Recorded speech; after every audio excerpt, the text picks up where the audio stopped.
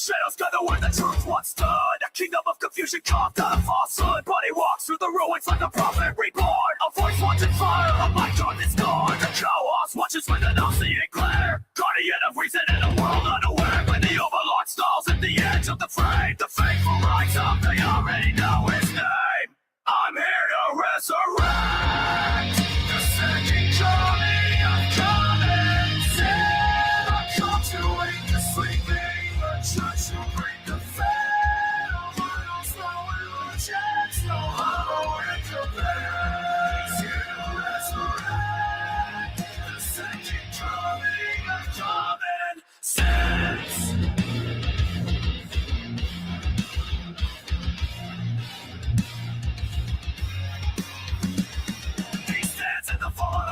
Misled, thinking truth from the wreckage, raising dawn from the dead. Every word is a weapon, sharpened and clear, exposing every shadow we pretend not to fear. And the overlord rises with the suffering command, a beast of judgment, the Lord of his dead. On his growl rings through the silence of the night. The loyal understand, Trinity keeps the balance right.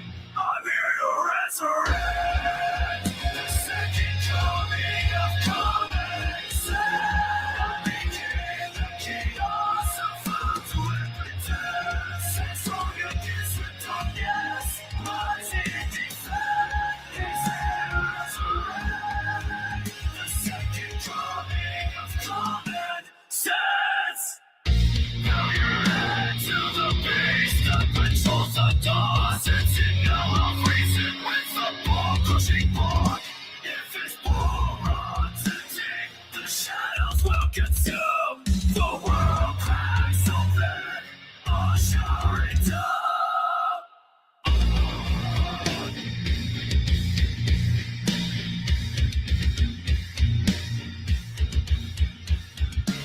So read the command, don't deploy a core. If you know what's good, feed Morty the overlord.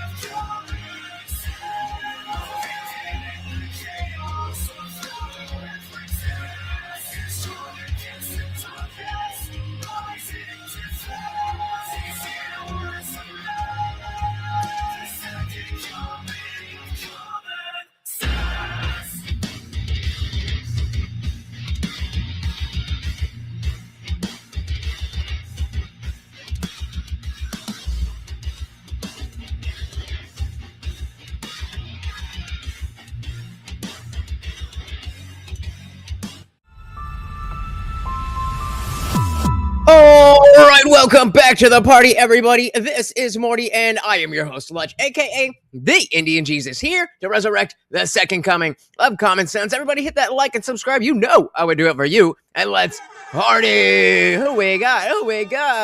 Shout out to Lone Wolf in the building. We got Mocracy.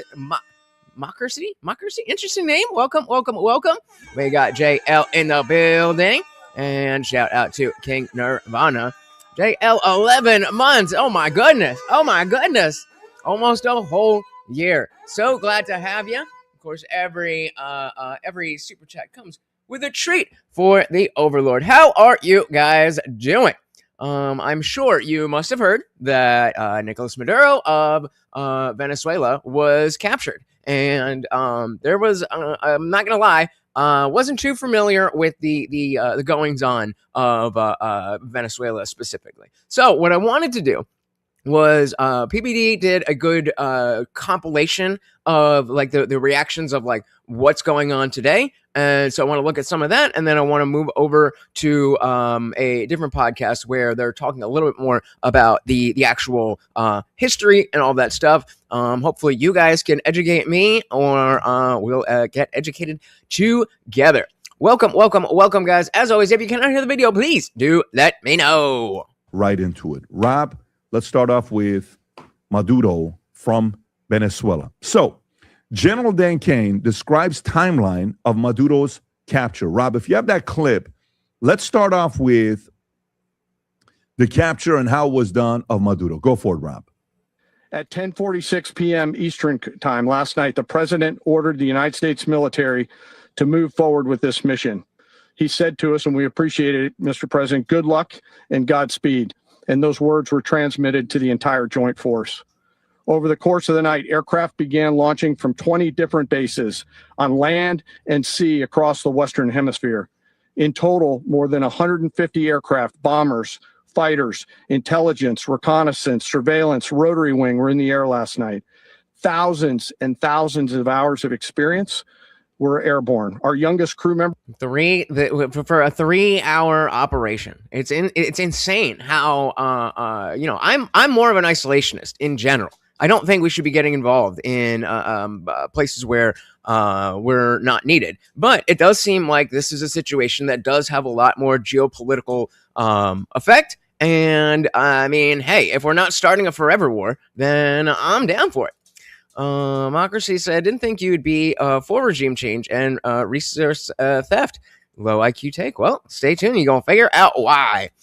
Jill said, I saw a live stream of an American who now lives in the Russia, saying America is poking the bear and will get their comeuppance and nukes over their heads soon enough. Seems a little rich. I mean, I do. That is the worry about, what democracy is talking about. Regime change war is never a first option, right? But it does seem like if we're gonna go and do shit in other countries, this is a way to do it.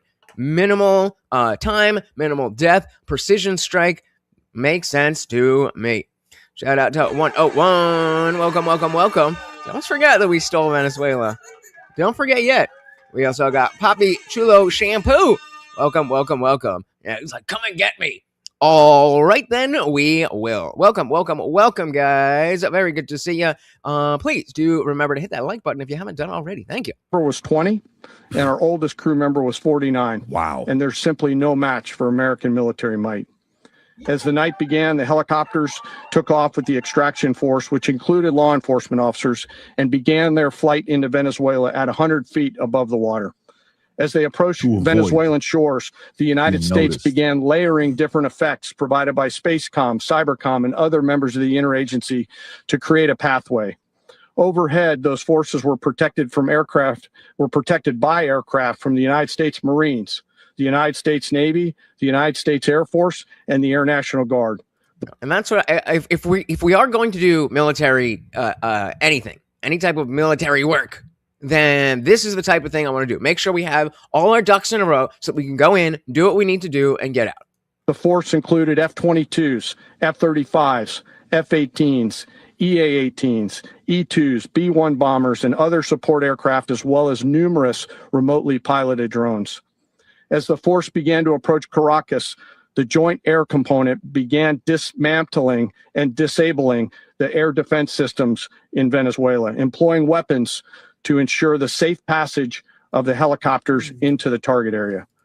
The goal of our air component was, and always will be to protect the helicopters and the ground force and get them to the target. And they are famous for getting criminals out of jail.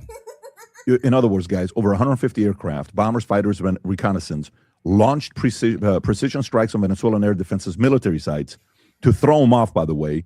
And then 201 helicopters, the Delta Force, reached Maduro's fortified compound, forced face fire. One helicopter hit, but flyable, responded with overwhelming forces. Maduro and wife, Celia Flores, seized Maduro, reportedly tried fleeing to a safe room, but failed. No U.S. fatalities. Minor injuries reported. Extraction completed. 4:20 local time. Maduro couple flown out abroad. Helicopter to USS Iwo Jima, then to New York for charges, narco-terrorism. And by the way, if you can show the picture of him getting what do you look like with the...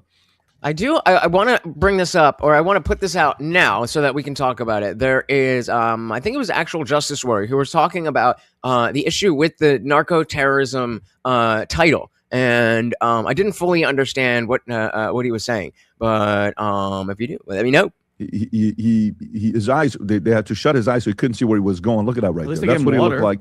Drinking water. having his workout suit middle. Can you imagine middle of the night? And by the way, there's a bunch of different reports. Again, shout out majorly to Delta Force. When you see the amazing work they do and how low key it was, going in, back door. By the way, do you know they've been working on this project since August?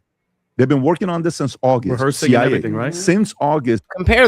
Compare working on this to since August, so that we can have a precision strike that takes only a few hours, versus the pullout of Afghanistan, where there was a plan in place from Trump, and then Biden comes in and he's like, we'll just do this anyway. There's a big difference. Shout out to the first Avenger. Welcome. Said, Trump will never commit a regime change or intervene in foreign politics. I mean, politicians, right? I think at this point, it's more important to determine what are we doing? It's already happened. We don't need to have a debate on whether we should or should not capture him. That's already done. So the question is, what now? Lemo said it's laughable to see Democrats so upset, but Venezuelans so happy at the same time. I didn't have this on my 2026 bingo card. Yeah, there's I think, wasn't it in here? I thought there was. Oh, give me a shake in here. Who had it? Let me just see if it's at the start of this one. Response in the West. No, all right. There was a meme, but there was a meme going around where it was exactly this. You see Democrats, oh my goodness, and everybody's like, oh my God, this is the greatest thing ever. And so the notion that there are alternative, it's not because Trump cares so much about the Venezuelan people that he was just like, I cannot bear to see this anymore. Yeah, no shit. He wants the oil. That doesn't mean that it's a bad thing. Shout out to Melted Mind Media. Welcome to the party. We came, we saw, we conquered. Done like that. First Avenger says, it's not the operation that is hard, it's the occupation. Well, that again, point being, hopefully we don't need an occupation. And specifically because Maduro is alive, it's not like we killed him and there is going to be issue of a power vacuum. But the fact that he's alive and the vice president hasn't taken power, that puts us in a much better position diplomatically. They've been gathering More idea. intel to know exactly how to do this, and it was officially done. Tom, I'll come to you first. What was your reaction when you saw this? The markets react in a very different way. Some people are saying, I cannot believe you're doing this to Venezuela. We are being involved. We shouldn't be doing this. Rachel Maddow, what are we doing? Why are we now running? And Trump himself, by the way, if you got the clip of Trump, is this the one where he says, come for me, you coward? Rob, is this the one? Oh, there we go. Play this clip. So he's instigating. That's my favorite. Go ahead, Rob. Aquí lo esperan Miraflores. No se tarde en llegar, cobarde. I just got three things to say. God bless our troops. God bless America. And gentlemen. Let's go. Don't you just love it? Don't you just love it? If we're going to be honest, Pause it. Go ahead. It would be cool enough. If somebody just made that as an edit. But the fact that that's on the actual president's thing is, I mean, pretty damn awesome. As of right now, we are not in a war. As of right now, we captured a criminal. That's all that happened. I'm not saying that this can't get worse, but to be honest, I'll give it to you. He requested the president to come get him. If he didn't do it, the left would complain at him. They'd be like, well, how dare you ignore a minority? You asked for it, come get it, you got it. Period. Yeah, Tom, go for it. The first thing that, you know me, I break down everybody's words very, very carefully. And so I was listening to the general there, and he said, we began layering in effects and we began disabling and dismantling the anti-aircraft systems. Supposedly Venezuela, and I dove into this a little bit, but supposedly Venezuela has the China anti-stealth technology. Well, apparently it didn't work. The layering effects they're talking about were electronic countermeasures and potentially cyber to create, as I said, the corridor for rotary wing. When you hear them say rotary wing, that's helicopters. And then disabling is cyber or other electronic means. Dismantling is, noise, where you saw the bombs and everything that were hitting any aircraft targets and hitting also their radar installations. And so the layered effects was just tremendous. The more I read about this and the redundancies. Shout out to Poon Cooter. Welcome, welcome, welcome. Said Israel's president and Israeli media have repeatedly declared Venezuela its top enemy outside of Iran. And a documentary captured a conversation with Israel's president referencing plans for Venezuela that could not be discussed on camera. What did they say? Shout out to Nala. Welcome, welcome, welcome. So where's the evidence that he's a criminal? The billionaire oil companies are saying he's a criminal. Your lack of critical thinking is laughable. I don't know. The people of the nation, are we saying they're all liars? The more you set back is that the mainstream media has got a defense analyst out there. I know CNBC has one, but they didn't talk about it. I am reading secondary, tertiary sources like Jane's on armament and everything to say just how amazing it was to go in there, shut everything down. They call it closing their eyes. They say, okay, close their eyes. And that's radar and everything. So that was number one that kind of was very inspiring to me, the way Delta Force did it so well, and the technology that was underneath there that creates this overwhelming multi-layer effect where we basically go in and out. And what was really good that was preserved, I'm not sure. Shout out to Liberty Plus. I'm not sure if this is sarcastic or if you really don't like any type of, keep your libertarian roots. But welcome, welcome, welcome. Shout out to Kitty. Welcome. Oh, my goodness. A gifted membership. Very, very, very much appreciated. And, of course, a treat for Morty. There we go. And again, with $2. No question. No comment. Just pure love of the puppy. Thank you, thank you, thank you so very, very much. Of course, every donation comes with a treat for Morty and works towards our swole goal. Thank you so very, very much. Welcome, welcome, welcome. We got Jalen. Jalen, welcome.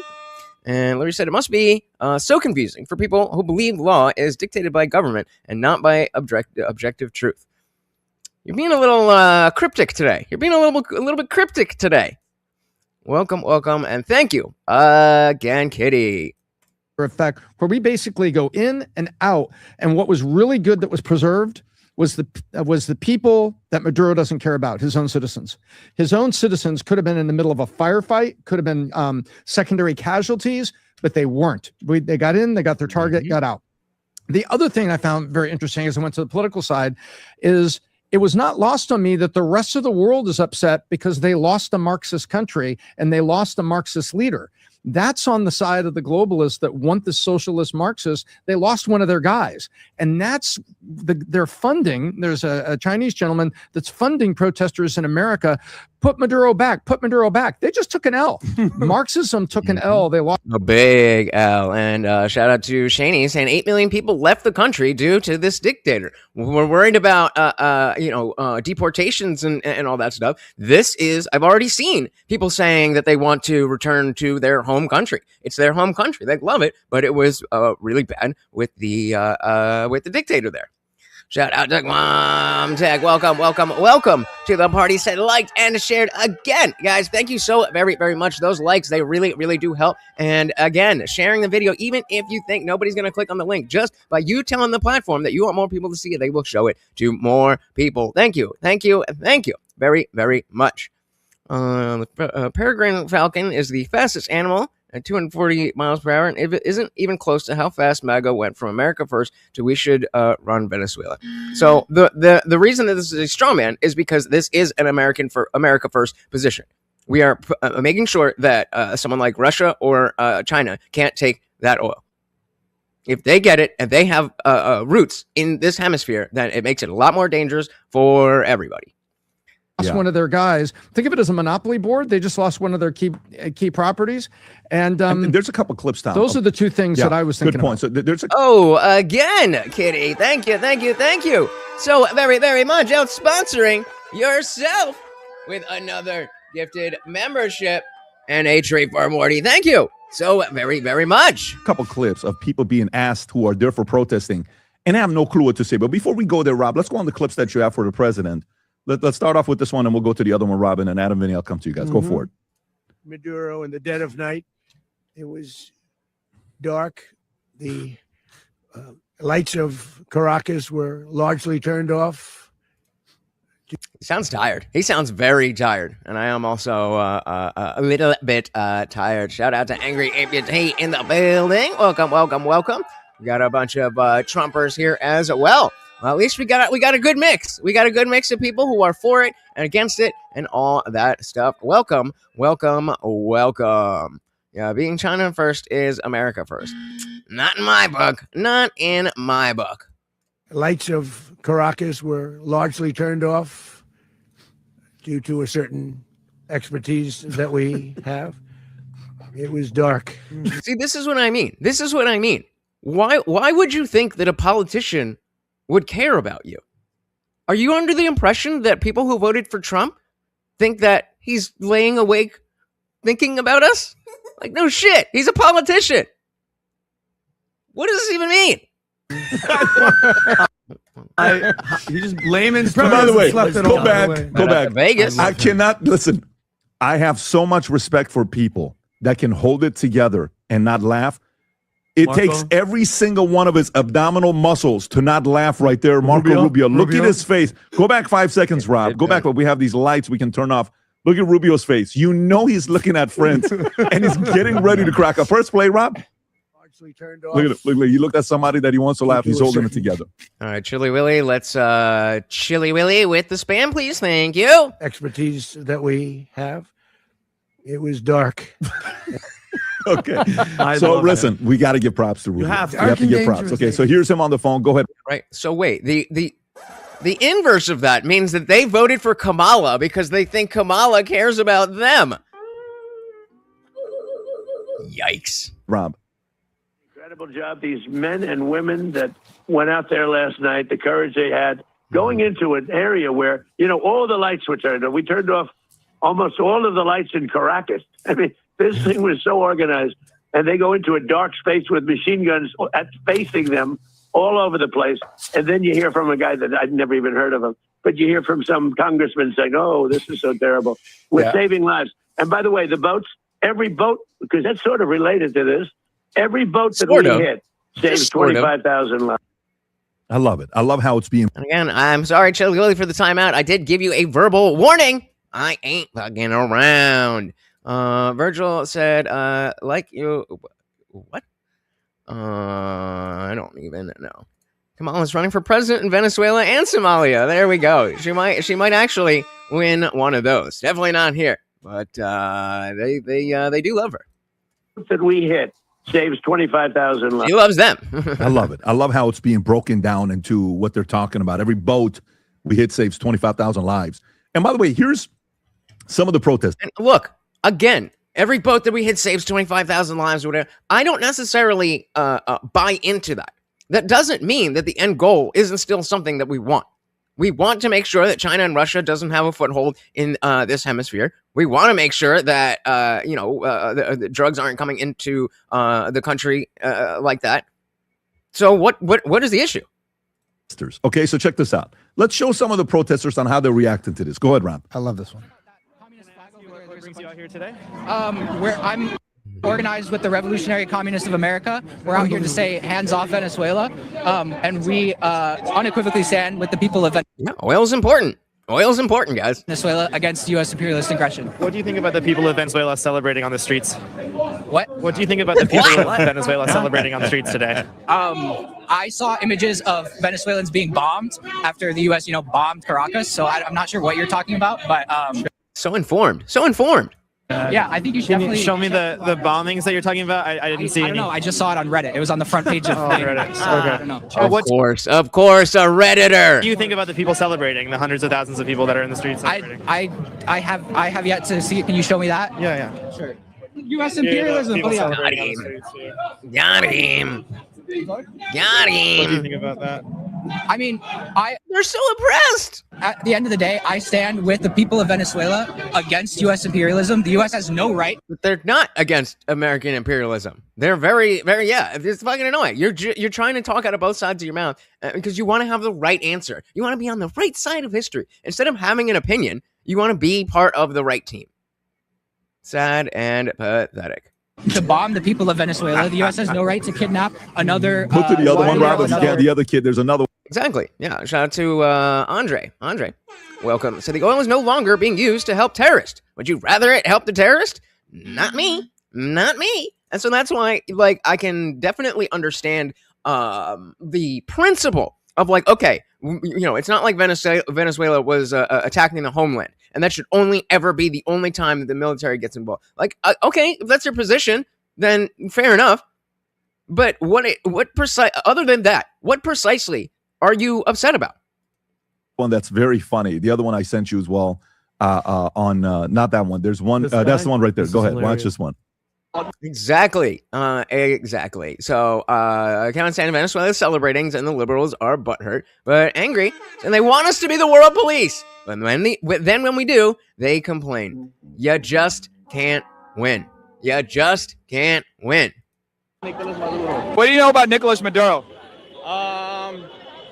I don't know much, bro. I don't know, fool. But I'm here with Central CSO, and we fight against all this. Again, I am judging because this is not in dark mode. With like the Trump administration, ICE, police brutality. So we're just here in support of all that. Just make a list. What does Maduro have to do with all that? I don't shit, bro. But I don't know, fool. The Dodgers. I mean, it makes sense, Potentially, yeah. Nicolas Maduro is responsible for almost 8 million people leaving Venezuela, offense for you. like a quarter of their population over the last decade. I mean, he's contributed a lot, right? Yeah. Take that hat. Watch it. But we just here supporting. You know what I mean? Yeah. Go Nicolas Maduro. Can we do that? Let's do it. Go. No. Yeah. He realized by What do you know about? Yeah, David said, well, we'll never keep winning if we keep electing Democrats to office. So, yeah, they don't want to be helpful to Americans. They want to run America. They want to run America. They want to oppress Americans, apparently. I felt like that was pretty obvious for a long time. And I think you're spot on. They don't care about, and that's the funny thing is that the liberals, they're saying, well, this guy doesn't care about you. It's like, hold on, did you thought they cared about you? Oh, honey. Nicholas. Okay, Vinny, thoughts? Well, last year we talked about signal versus noise, and I think the noise of the left is falling on deaf ears. Nobody cares. You know what the signal is? The people of Venezuela. Okay, I have yet to see one Venezuelan, Tommy, be like, what are they doing? It's all leftists, white liberal women, and people that are getting paid to do it. And by the way, this noise is paid for by the enemy. Okay, the hands-off Venezuela protest that was happening in New York supporting Maduro was organized by the People's Forum. That's an NGO that received over $20 million from a billionaire who lives in China, FYI, with ties to the CCP. The NGO's primary funding is from Neville Roy Singham. Singham's residence is in Shanghai. His business ties are with the CCP. He attends CCP-related events. So tell me again how China having a lot more power militarily doesn't help Americans? I mean, I don't get it. Shout out to Sense Partech in the building. Welcome. So maybe the most interesting part is that many of them genuinely think they care. Yeah, I'm learning that, and I feel like I knew that, and maybe I'd forgotten, and I'm being reacquainted that the liberals genuinely think that the politicians are like believing what they say and stuff. Like they're politicians. And he funds media outlets echoing Chinese state narrative. None of these people know what they're there for. All their signs are bought and paid for. It's the same as the No Kings. It's the same as all that paid and inorganic. Shout out to the older millennial who counted, but it was 77 days. They made it 77 days between No Kings protest and free Maduro. Come on, man. You can't make this shit up. It's all horse crap. And the most important, I think, is with everything that happened, China, we talked about this before, was visiting. While this was happening, the day before, Maduro met with Xiu Xinqi, I can't even say the name, representative of the Chinese government on Latin American affairs at the Miraflores Palace, where he asked Trump to go come get him. Maduro said, I had a pleasant meeting with this guy, special envoy to President Xi Jinping. We reaffirmed our commitment to strategic relationship that is progressing and strengthening in various areas for building multipolar world and development of peace. Okay, let's not play games. China is our biggest threat. They're not an adversary. They are our enemy. Look what they did with COVID, zero accountability, and they're laughing in our faces, okay? We have to deal with them, Pat, I think, head on. Well, technically, that was Fauci. But okay, if not, what's to stop them from doing another COVID or a cyber attack and all that stuff? I think the drugs and all that stuff is a cherry on top, but I think this strategic thing with Tom, China, Russia, it's such a great move that I think that he did because now it's ours, okay? And guess what? Yes, we're going to get money from the oil. Good. They're going to make money as well. But yeah, and again, like that was never anything that we were trying to shy away from. Like oil is important. Shout out to Linda said many Venezuelan podcasters talking about the freedom they now feel. But most liberals don't speak Spanish, so they don't know what's going on. I mean, you know, the fact of the matter is, if they cared, then they could listen to somebody who, you know, find somebody who could translate it, who will translate. They don't care. They just want to be part of the crowd. So the crowd said, "Oh, Trump did this, and it must be bad. Therefore, that's what we think." And it's sad and pathetic. It's sad and pathetic. Tuco McGee, welcome. Said, "All you fat fucking rednecks don't speak anything than some broken ass English. Bunch of uneducated, low IQ, fat fucking slubs in the South." Well, let's be nicer. Where's this coming from? I'm not from the South. What are we talking about? Why is China and Russia over there? Stay on your own side of the hemisphere. We don't want you, Adam. If you think about it, why are they here? Why are they letting them get close? This is a great move, I think, by President Trump. And if I hear one more person go, we're going to war. He did this attack was in 1 hour. That's an episode of Friends with commercials. In, out. Well, I mean, that would be half hour, Vinny, but we get the point. Shout out to Zippy DSM signing up as a member. I know you've been here for a minute, brother. A minute. Thank you. So very, very much. And of course, a treat for Morty. Very much appreciated. Always good to see ya. We also got Mad Rush in the building.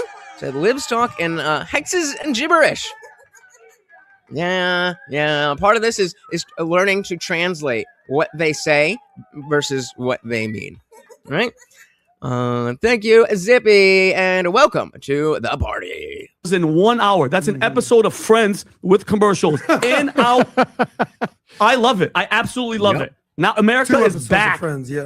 And so in that same token, if we were staging some type of occupation, I would absolutely be against this. But that's not what happened. Back, Adam. Well, F around and find out. Shout out to the U.S. military. Shout out to Delta Force. Wow. We are some gangsters out there. So I'm from Miami. I have so many Venezuelan friends. They're such amazing people. So the happiest people in the world today are Venezuelans. Second to that are the Cubans who understand the struggle of Venezuelans.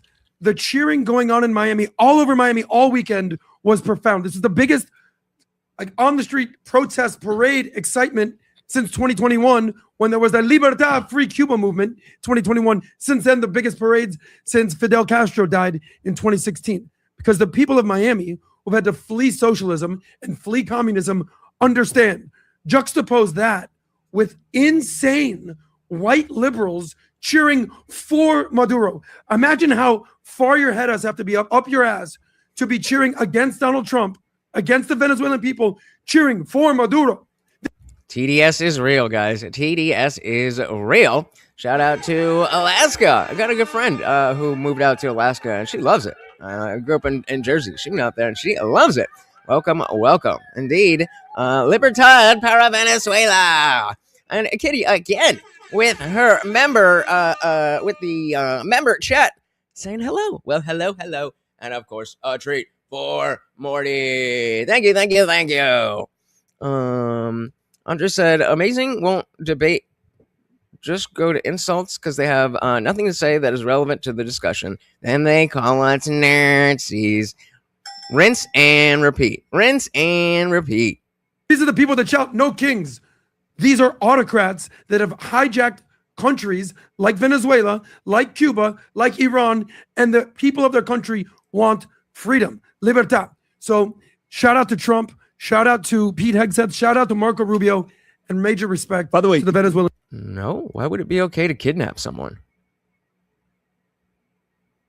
Oh, you mean that if he had a bounty in the same way that Maduro did, and we just used our law enforcement to pull that in the same way that we'd pull any American citizen in who's committed a crime? You know how bad it is when Ana Navarro, who hates Trump, I mean, there's certain people you can tell that literally that cannot stand a person, she would be on that list. But look what she had to do. It was so tough for her to do it that even her dog in her background was upset, saying, please don't do it. Okay? Watch her here giving praise to the president. Go for it. Today, for me, is a good day. Hey, shout out to our boy TV viewers, Ski. Welcome to the party. The people care about Maduro. Because Maduro is out.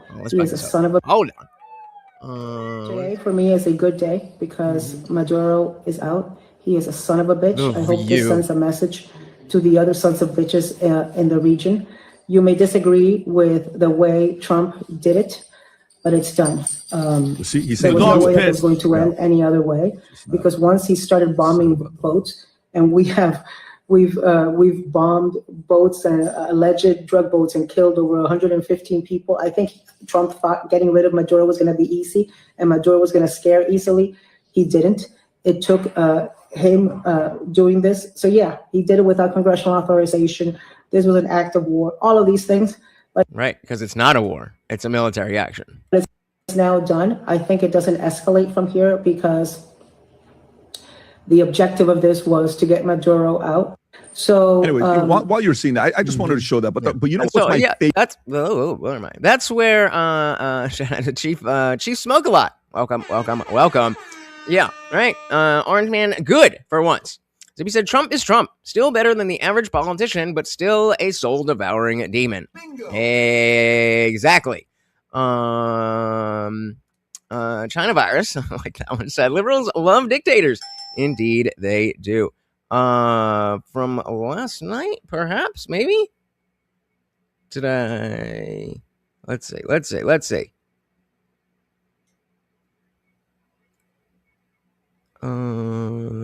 Negative, sir. No PayPals. But that is cool. That is totally fine.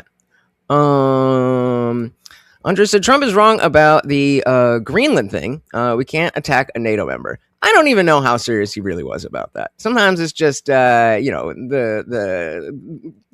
Trumpism and just throwing stuff out there to see what people react to, you know? Favorite clip out of all of them? What is it? Can I tell you what's my favorite clip out of all of them? Because you realize the president said they're running the show right now through the vice president that became the president, who was acting all tough on TV. But behind closed doors, she's following order. And Trump said, I think she is. This reporter here that Marco Rubio goes on, she's asking the question saying, how come you didn't get more people? Why did you only get Maduro? Why did you only do this? And just watch. This is why Rubio, to me, is slowly becoming the #1 draft pick for 2028 election for president. I just want you to see this. Go ahead. #1. I mean, he's definitely doing work, but I don't know about #1. So, Liberty, again, you're being very cryptic. Why don't you say what you have to say? Say it with your chest. But, Rob, please play this clip. Curious, because you just described the regime as still in place, essentially. I mean, I'm curious why the Trump administration decided to leave it intact and only arrest Nicolas Maduro and his wife, the person who controls the police, the chief thug, Diaz-Cabello. He's the So who exactly are these reward things from? I don't know exactly who they're from, but in response to Trump being kidnapped, Maduro was not kidnapped. That's not what that means. Interior minister. He's been indicted by the United States. He was in that indictment the administration released. He's a narco terrorist. There's a 25. Speaking of walls, he just decided that he's not going for re-election because of all the fraud. Sucks to suck. He was in that indictment the administration released. He's a narco terrorist. There's a $25 million price on his head. He's still in place. The defense minister, who has deep ties to Russia, $15 million price on his head. He is still in place. I'm confused. Are they still wanted by the United States? Why didn't you arrest them? Yeah, obviously, we're not there yet. This is a 3-hour operation. What are we talking about? Shout out to Santana. Welcome. Santa in the building. China Virus said, American freeing the Venezuelan people is America first. That's what I say. China and Russia were about to start a military alliance, which would allow bases in Venezuela. That's why Chinese envoys were in Venezuela. So that's why I'm saying there is that this doesn't go in the face of America first, unless you are saying, again, I established that if you are saying that America first means unless we are being actively attacked, then there should be no military action. And that's not a reasonable way to operate. It would be nice if we could, but that's not how it works. And so if that's all that America first ever meant to you, then I agree. It means nothing. But what it means is that we put America first and what is in the interest of Americans before any other country. Hey, there he is. Hail Morty said TV viewers get, where's my applause? With a $10 PayPal. Thank you. So very, very much, sir. And of course, I do some math. Let's see. We had 3, 5, and 8. So we got a new sponsor of the stream. Thank you. So very, very much, sir. Very much appreciated. Let's dive back in. $15 million price on his head. He is still in place. I'm confused. Are they still wanted by the United States? Why didn't you arrest them if you are taking out the narco-terrorist regime? You're confused? I don't know why that's confusing to you. They're still in power. It's very simple. You're not going to go in and wrap up. But you can't. You're going to go in and suck up 5 people. They're already complaining about this one operation. Imagine the howls we would have from everybody else if we actually had to go and stay there 4 days to capture 4 other people. We got the top priority. The number one person on the list was the guy who claimed to be the president of the country that he was not. And he was arrested along with his wife, who was also indicted. And that was a pretty sophisticated and frankly complicated operation. It was. It is not easy to land helicopters in the middle of the largest military base in the country. The guy lived on a military base. Land within 3 minutes, kick down his door, grab him, put him in handcuffs, read him his rights, put him in a helicopter, and leave the country without losing any American. Yeah, so Ryan, asking why did Wells not run again? Because he's being implicated in all this daycare fraud. Or any American assets. That's not an easy mission. And you're asking me, why didn't we do that in 5 other places at the same time? Unbelievable. I mean, that's absurd. I do think this is one of the most, daring, it's maybe the worst complicated, sophisticated missions this country has carried out in a very long time. Tremendous credit to the U.S. military personnel who did it. It was unbelievable. Shout out to Avery. Welcome to the party. So I told you this would happen. Hey, man, when you're right, you're right. Larry said, shut down all U.S. bases. The USA has enough capped land resources to be hundreds of years ahead of the rest of the world, but they spend it on stupid-ass shit. Blowback is real. Debt is real. Okay. It's such a waste. Switzerland is like a paradise. When's the last time they conducted acts of war? Not a long time, because they are not trying to be attacked from every angle. You really think it is a smart idea to shut down every U.S. base around the world? I mean, I'm sure there's plenty that we would agree that should be shut down, but all of them? Come on, man. Seems like a little much. Very long time. Tremendous credit to the U.S. military personnel who did it. It was unbelievable. No, there's not. And tremendous success. And today, an indicted drug trafficker who was not the legitimate president of Venezuela, who we don't recognize, the Biden administration didn't recognize, 60-something countries don't recognize, the European Union doesn't recognize. And depends on who you ask. Is America in the right? Depends on who you ask. And that's why, trying to determine the difference between, all right, is this, clearly this is not a directly defensive move, as I was implying before. Like if somebody's actively attacking us, then, obviously we're in the right to defend ourselves. That's not the situation. However, the pieces on the game board make it such that there is a reason why we would want to take Maduro out and take control of that area, and not because we're mean or because again it's defensive. It's to make sure that Russia or China or some other rich company rich country can take it and, get ahead of us. And this way, that way, the other. I don't exactly know, the ins and outs of global politics, but I definitely understand that we don't want China or Russia on our doorstep. Where are we? Well, said I noticed a lot of people who say America first have no clue about China. Probably because Fuentes only talks about Israel. BRICS doesn't exist to them. Fair. They definitely want to destroy America. Bring our troops home. And again, yeah, and there's no troops there. So all our troops are home. So good job. We did that.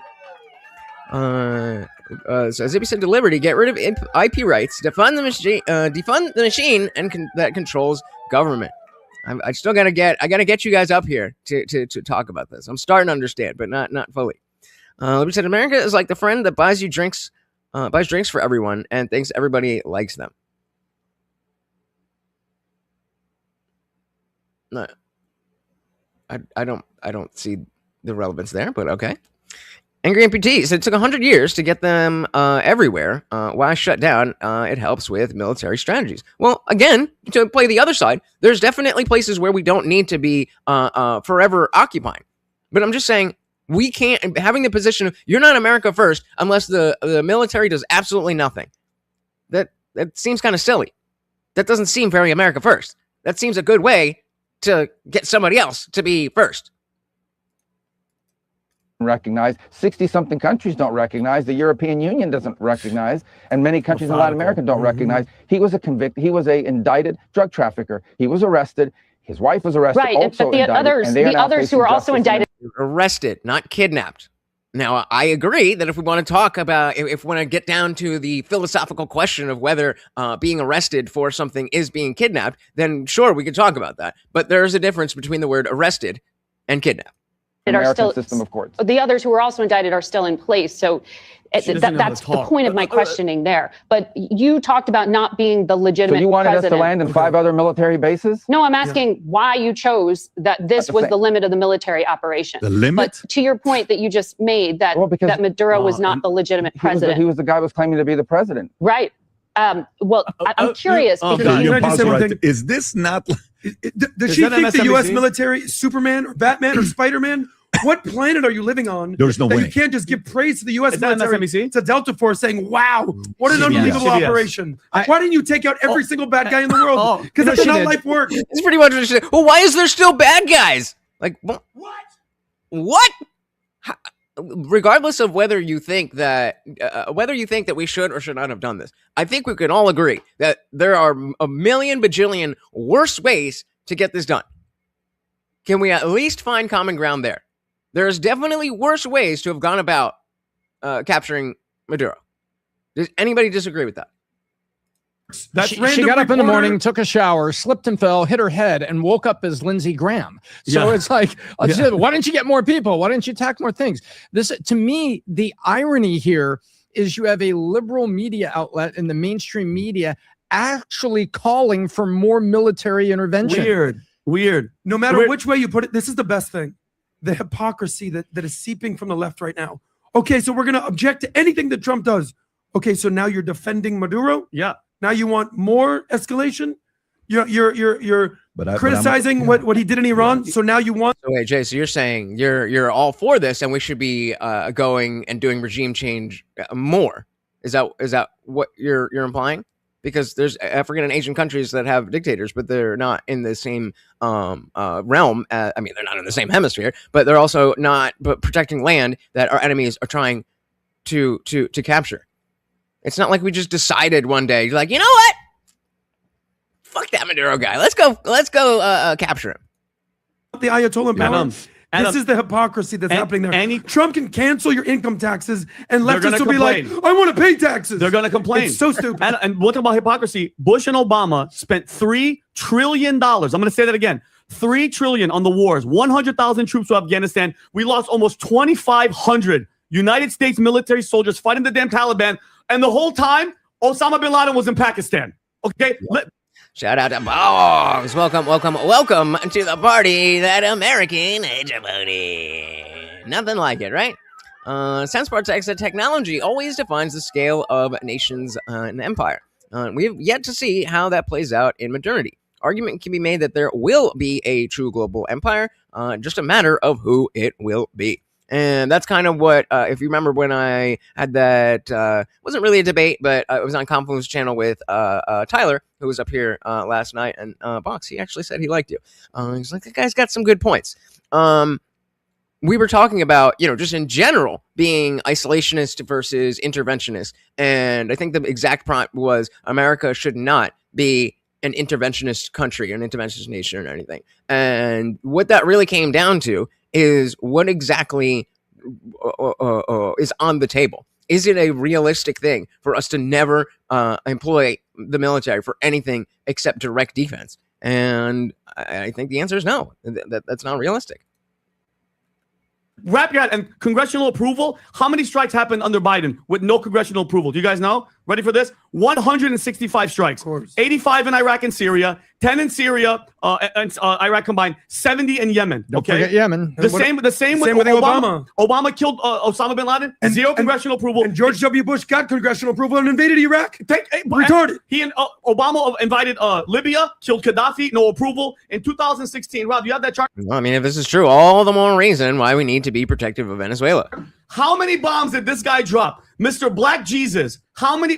26,171 bombs in 1 year. So when I say I love that you came with the signal versus noise, nobody's hearing your noise on the left. Nobody cares. Who the hell gives a damn what Harry Sisson thinks about this whole geopolitical stage? I definitely don't. And I think that if it's your position, again, if it is your position, the military should only ever be used strictly for a direct defense of an active attack. Fair enough. Dilly dilly to Box. I am anti-war, but I'm not a pacifist. Well said. Well said. Minimal does not mean nothing. Nobody gives a damn. All right. And Pat, I have a chart. And Obama killed a U.S. citizen abroad and knew that he was going to do it. Yeah. 1,000%. Pat, did you see the chart about Poland and Venezuela? Look at go to that. Wait till you see him when I was gonna make a joke about cocaine, but then didn't come to me. But cocaine chart, Robbie. Keep going. Was this the change in fortunes? Yeah, look at this chart, Pat. Did you see this?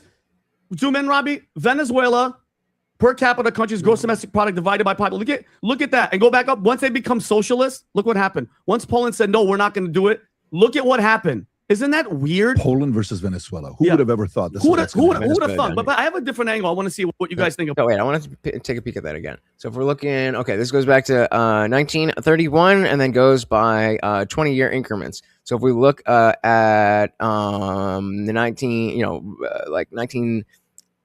right before 1980, this peak here, where the GDP for Venezuela was significantly higher than Poland.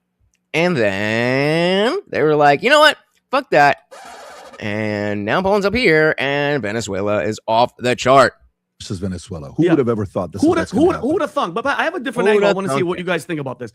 Immediately when the bombing happened, immediately on the 3rd, right after, Trump started posting stuff on. Here, take a screenshot. Who would have thunk? But there you go. Take the screenshot. You got 10, 9, 8, 7, 6, 5, 4, 3, 2, 1. There you go. Lone Wolf said, just remember, folks, tariffs are bad unless Clinton, Obama, and Biden or any other countries tariff America. Facts. China Virus said, if you stand with Maduro, you are just like him 100%. Who's standing for? We got somebody standing for Maduro on here? My goodness. I have a different angle. I want to see what you guys think about this. Immediately when the bombing happened, immediately on the 3rd, right after, Trump started posting stuff on Truth Social about the 2020 election and Dominion. Okay. And one of them was, Robbie, I think is one of these. Rob, Pat, look at this. This was a Venezuelan military intelligence whistleblower confirmed the CIA outsourced election rigging technology like Smartmatic and Dominion from Venezuela. Okay. So maybe, just maybe, all right, Trump and Maduro, this is just allegedly, maybe, whatever. They made a deal. Maduro says, okay, I'll let you guys capture me. Come in, do the whole thing. In return, I'm going to drop dime on every single one of the voting cheating thing that happened in 2020. Okay. And if you remember, Pat, Lou Dobbs in 2006 had a whole thing. I'm not going to have Rob play it about cheating at him and all that stuff. And then Sidney Powell, Robbie, can you play the one on Sidney Powell? She's been talking about this for years. She got in trouble and everything. Listen what she talks about. Can hardly wait to put forth all the evidence we have collected on Dominion, starting with the fact it was created to produce altered voting results in Venezuela for Hugo Chavez, and then shipped internationally to manipulate votes for purchase in other countries, including this one. It was funded by money from Venezuela and Cuba, and China has a role in it also. We have staggering statistical evidence. We have staggering testimony from witnesses, including one who was personally in the briefing. I'm just saying. But yeah, Poland also had hardcore closed borders, but that's just a coincidence. It has nothing to do with their GDP, right? Fox said, I'm pro-nuclear energy. If you give a damn about the environment and are anti-nuclear, you are illogical. There's this girl that I didn't follow her, but she's shows up on my TikTok page all the time, and she used to be like super deep in with Greta, and realized that it's all bullshit. And so a lot of the things she talks about is not just the notion of that, hey guys, nuclear actually is good and safe and etc., but the rhetoric that they use to keep people in this perpetual fear-based cult, really. All of this. You never know what's going to come out of it. Trump, every time I think I know what he's doing, there's always something underneath it that he's doing. By the way, and people want to talk about affordability. Is this oil that we're going to get? Is that going to help the affordability in the United States? Are we going to get more gas? So you know what I love about, there's another clip about Rubio, Western Hemisphere, which I think was brilliant, that both he and Trump said. They said, wait a minute, maybe what are you talking about? So the oil that China and Russia and Iran are coming to take, this is on the west. That's the one right there, Rob. This is on the Western Hemisphere. No, you're not going to come and take it. This is on this side. Go ahead and play that clip, Rob. This was brilliant. If the purpose of the operation was to capture Maduro and bring him to justice, why does the United States need to take over the Venezuelan oil industry? We said if Biden did what Trump has done, people would have lost their shit. I think if Biden had tried to do what Trump has done, it would have landed out way worse. Way worse. Bogg said climate change is real. It's man-made, and there's nothing we can do about it. If we could, we would be. So we can't, so we don't. You cannot tax your way out of this. Thanks for coming to my TED Talk. Yeah, and I mean, that's the understanding that it's not in our hands. Even if it was something that we could just end, then there's still other countries doing all the same shit way worse than us. Well, we don't need to. First of all, let me go back up. We don't need Venezuela's oil. We have plenty of oil in the United States. What we're not going to allow is for the oil industry in Venezuela. You mean the ends justify the means? To be controlled by adversaries of the United States. Bingo. You have to understand, why does China need their oil? Why does Russia need their oil? Why does Iran need their oil? They're not even in this continent. This is the Western Hemisphere. This is where we live. And we're not going to allow the Western Hemisphere to be a base of operation for adversaries, competitors, and rivals of the United States. Have specific oil companies? We also want to see that oil and the proceeds from it.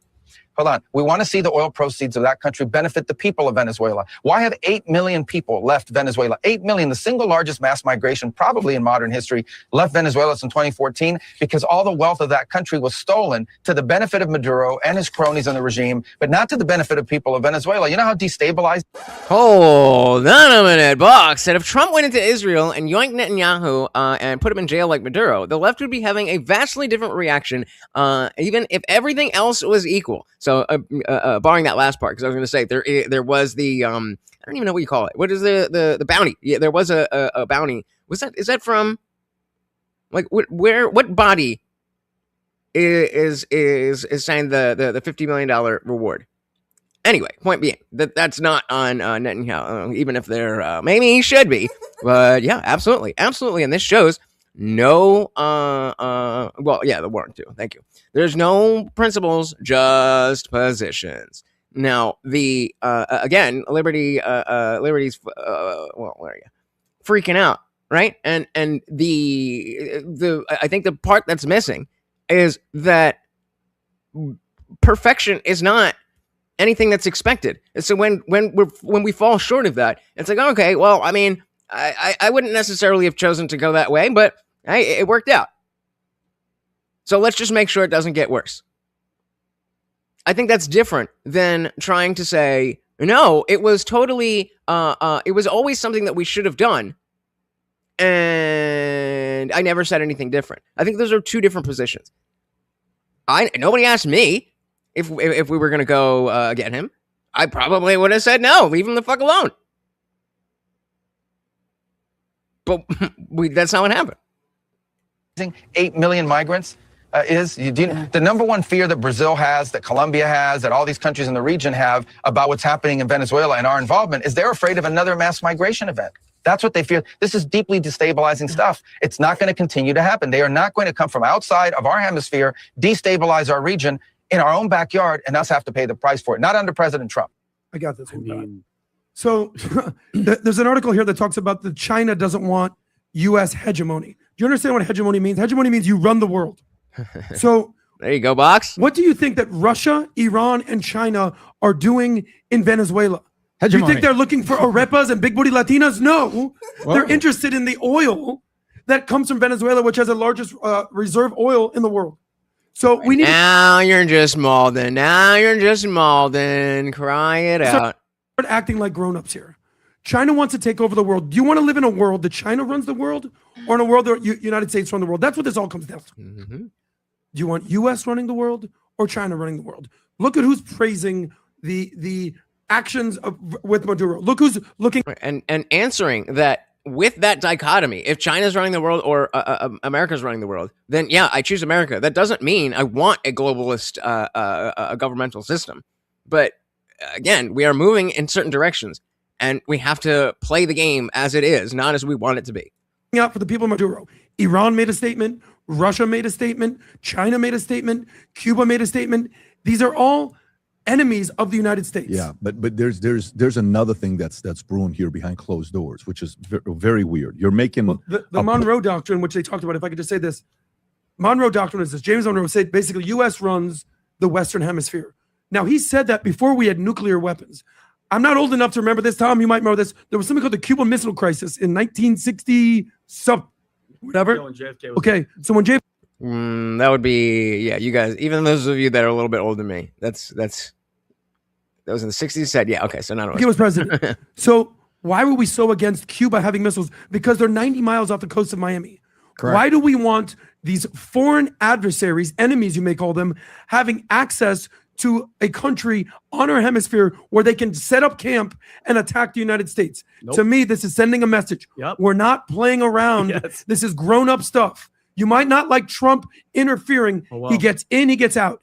He takes out Maduro. He removes the nuclear capabilities of Iran. He gets in and out. And I didn't like the way that we approached Iran either. But in hindsight, it's like, okay, maybe we didn't need to bomb them. But here we are. Here we are. What do you want me to do? Soleimani, in and out.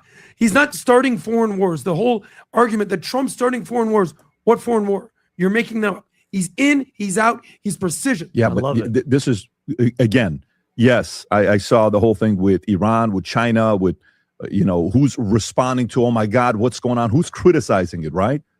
This one is mainly to the far right, the woke right community that they said, I didn't vote for this. Mm-hmm. I didn't vote for this. You didn't vote for what? I didn't vote for war. What war? The guy at the top, he voted for war. Dick Cheney. Okay. Iraq has oil, weapons of mass destruction, need 8 years, 500,000 troops, and $2 trillion. The guy at the bottom is like, no. Venezuela has oil, but all we need is 3 hours and a few helicopters to go do it properly. Remember the criticism when Biden got elected and the way we left Afghanistan? Ridiculous. Yep. Now you realize how lack of precision. Shout out to Mjolnir's Red. Welcome to the party. So Venezuela has been under dictatorships for 30 years, and Trump finally made a move on one of the dictatorships that's worse. Yeah, and again, I'm still worried about how are we going to handle this? What is going to be done about the power vacuum there? But it seems like, especially because of the fact that Maduro is alive and in custody, I think that's such a big difference in how we're talking about this. because that opens up, again, like I said before, that opens up so much diplomatically. That was directed with the way Biden did it. Imagine if Trump was leaving Afghanistan, what things would have happened. These are things that people have to pay very, very close attention to when they see how he's doing it under his watch, under his regime. Yes, now let's talk about the other side. Let's play devil's advocate a little bit. What's a devil's advocate? You know, Rubio said this has got nothing to do about oil. You know, we have all the oil in the world. Yeah, we're probably producing the most oil in the world. If you pull up the chart, Rob, on X, on how much oil we produce against all the other countries in the world. Yeah, and so we don't need to, you know, we can understand that the politicians are wanting to spin their own narrative. That doesn't mean that everything about this is completely different. Yes, obviously the oil is important. You know, even suffer any casualties. And I think somebody said like there wasn't even any like tactical issues either. What are y'all saying?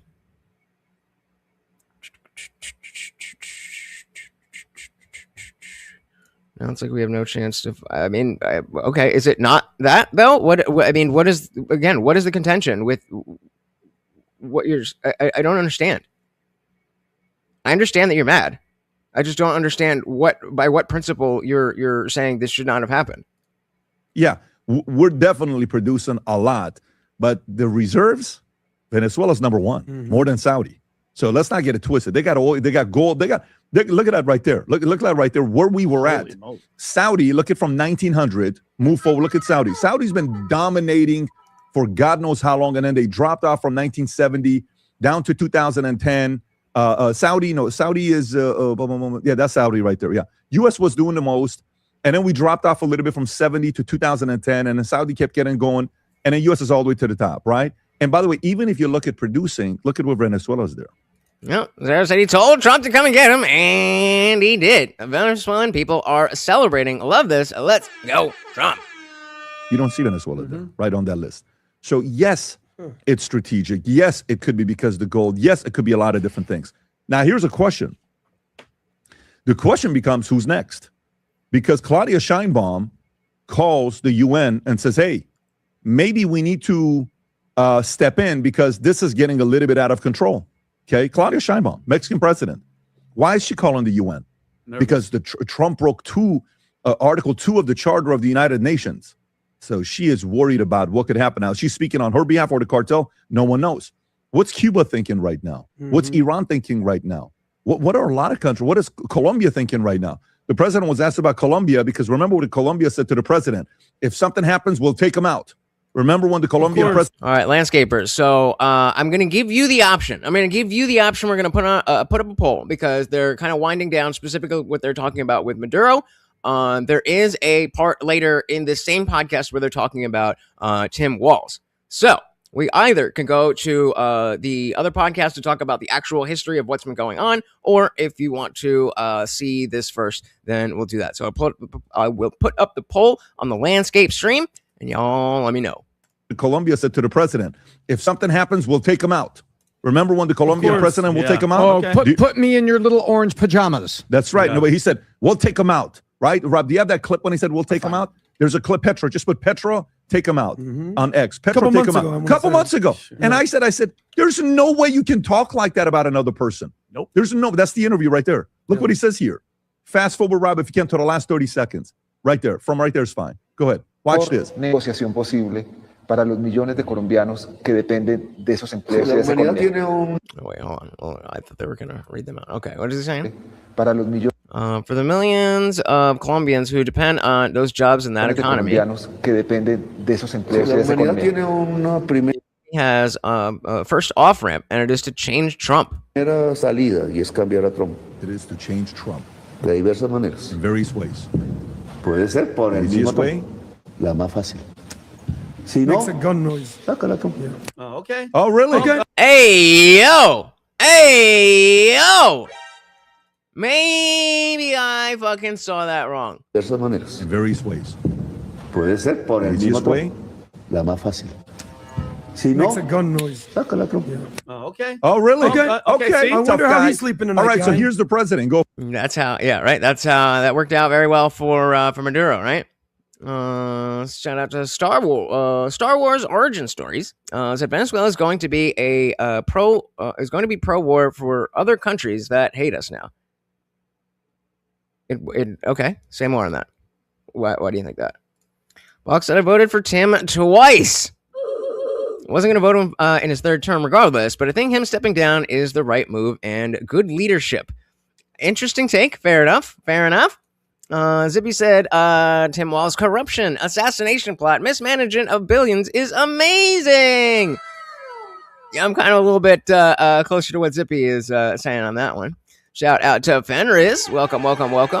Said, yay, our military kidnapped the president of a sovereign nation. That is awesome, right, guys? No, we arrested a illegitimate president who's a dictator. So I don't know what you want to do with that. Maduro, we pardoned and exiled. I could see it. I don't like it, but I could see it. All right, so all right, let's let this roll, and then we'll see what the poll is saying. Oh, okay. Oh, really? Okay. Okay. I wonder how he's sleeping tonight. All right, so guy. here's the president. Go for it. Mr. President, Colombian President Gustavo Petro, a couple weeks ago, you said he's got to watch his ass. Sense Bartek said Walls is probably, unironically, the best leader Somalia has ever had.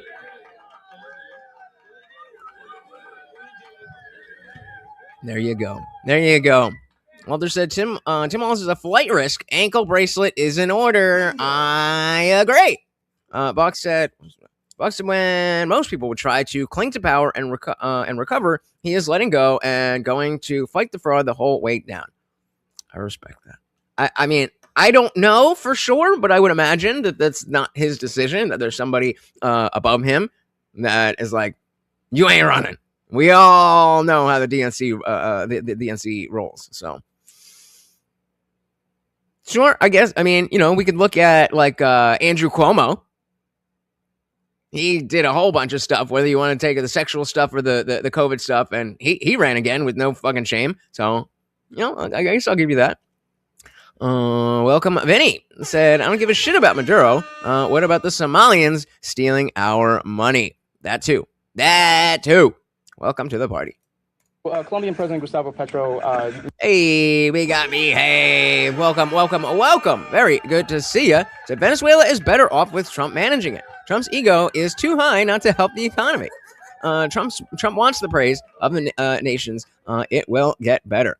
That's the type of take that makes a lot of sense to me. That we stay in line with the notion that Trump is just this egomaniac who just wants to win and just wants to be praised and all of that stuff. But that doesn't mean that his goals can't be somewhat, if not directly aligned with ours. Welcome to the party. A couple weeks ago, you said he's got to watch his ass. In today, he said he's not concerned about anything happening to him in the aftermath of this operation. So just what your message is about that. He has cocaine mills. He has factories where he makes cocaine. And yeah, I think I stick by my first statement. He's making cocaine. They're sending it into the United States. So he does have to watch his ass. It's hard to see him this tired. I want to see the next time. I'm definitely going to be paying attention to like, how on the ball are you, Trump? Because I would assume that he's tired from all of this shit going on. But maybe he's just getting old. I love it. So you're seeing this. By the way, look at the president's energy. You know what is the best about how he's speaking right now? I mean, he's famously not a drinker, so I don't think so. Energy. You know what is the best about how he's speaking right now? Zero emotion. Mm-hmm. Flow state. It's not even flow state. I think he's it's just tired. Zero emotion. He used to be Cold as ice. He used to, like, when he had to win everybody over, he was so animated, so energized, loud, fighting. Today, nothing. Guess what? Ice cold. Here's what we're doing. Yep. He is the coldest I've ever seen him be. He is That's what I thought. He don't touch none of that. Ice cold as ever before. But the reality of it is, what do you think Petro is doing right now? What do you think the Mexican Building a cartel are bunker. thinking about right now in Mexico? What do you think Cuba's thinking about right now? What do you think Iran's? Yeah, his is power. Thinking about right now. Oh, yeah. If we want to go into Iran, this next story here, They are all on notice, Pat. they're all on notice.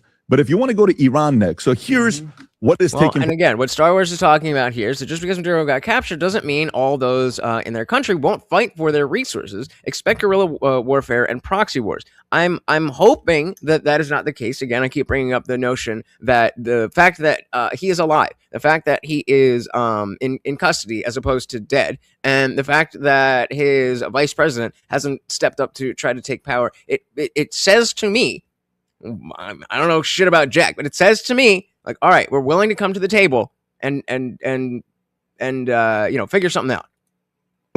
In Iran. By the way, the count now of protesters getting killed in Iran, the report says 16, some say 20, some say a lot more than that, but they are not slowing down. But what's taking place with Iran? Khamenei, Rob, if you want to pull up his tweet, I'm so proud of Rob. Now he knows how to, A lot of people are saying Cuba. What do you guys think is gonna happen with Cuba? They said he was very good friends, and they all hang out with Hillary Clinton, Podesta, etc. I don't know what you're talking about, but yeah, they're all in the same big club. Jay said, "I'm not a liberal. I just dislike this notion that Trump does nothing but good and what's right." Yeah, I think that we have to be careful though to see the difference between, let's call him Bob. Bob is just going to suck off Trump no matter what. Then yes, he's going to be in favor of Trump for this, all the way down the line. But that doesn't mean that you and I might like certain things about Trump different from each other. But talking to each other, let's say that you, Jay, are in favor of something, like let's say that you think Trump has handled the Epstein files well. If that's what you would think, I would strongly disagree. That doesn't mean that because you agree with Trump or you're on his side for that or whatever the fuck you want to put it, that doesn't mean you're the same as that guy Bob who's just going to suck down whatever Trump says. I think it's important to not conflate a disagreement with somebody who's just a sycophant. But he said Trump is allowed to be tired. He never sleeps more than 4 hours. He's thinking he might have to kill people. I'd wrestle with that too. Fair enough. Yeah, I mean, I'm just saying that I hope it's a matter of that and not that he's just getting old. So we'll see. Steve said Maduro's been under a UN warrant for drugs and human trafficking since 2020. Our president simply went in and arrested Maduro per the UN warrant for arrest. We're the good guys again. There you go. So it is the UN. I wasn't exactly sure whether it was NATO or the UN or some other thing, but yeah. I mean, that's the laws, please. That's the laws. We just want the laws. All right, let's dive back in here. I think we're. Khamenei, like he knows how to do Deuteronomy. There's like this. Okay, so yeah, let's jump over to Tim Walz. So Tim Walz, Governor Tim Walz goes after Nick Shirley. So we, depending on, I don't know exactly how long they're going to be talking about this. So we're going to talk about the Tim Walz stuff, and then we're going to circle back around to the other podcast where they're going to be talking a little bit more specifics about the past of why this has been bubbling up and why now. Calls him a delusional conspiracy theorist. So Tim Walz accused citizen journalist Nick Shirley, who has expressed alleged widespread human services fraud in his state, of being a delusional conspiracy theorist. Here he is. So Nick Shirley tweets, why was she killed after speaking out against illegal migrants? Was she a threat to you and your fraudster scheme? Rest in peace, Melissa Hortman, right? Tim Walz retweets, my opponents have been celebrating this far-right YouTuber as a groundbreaking journalist.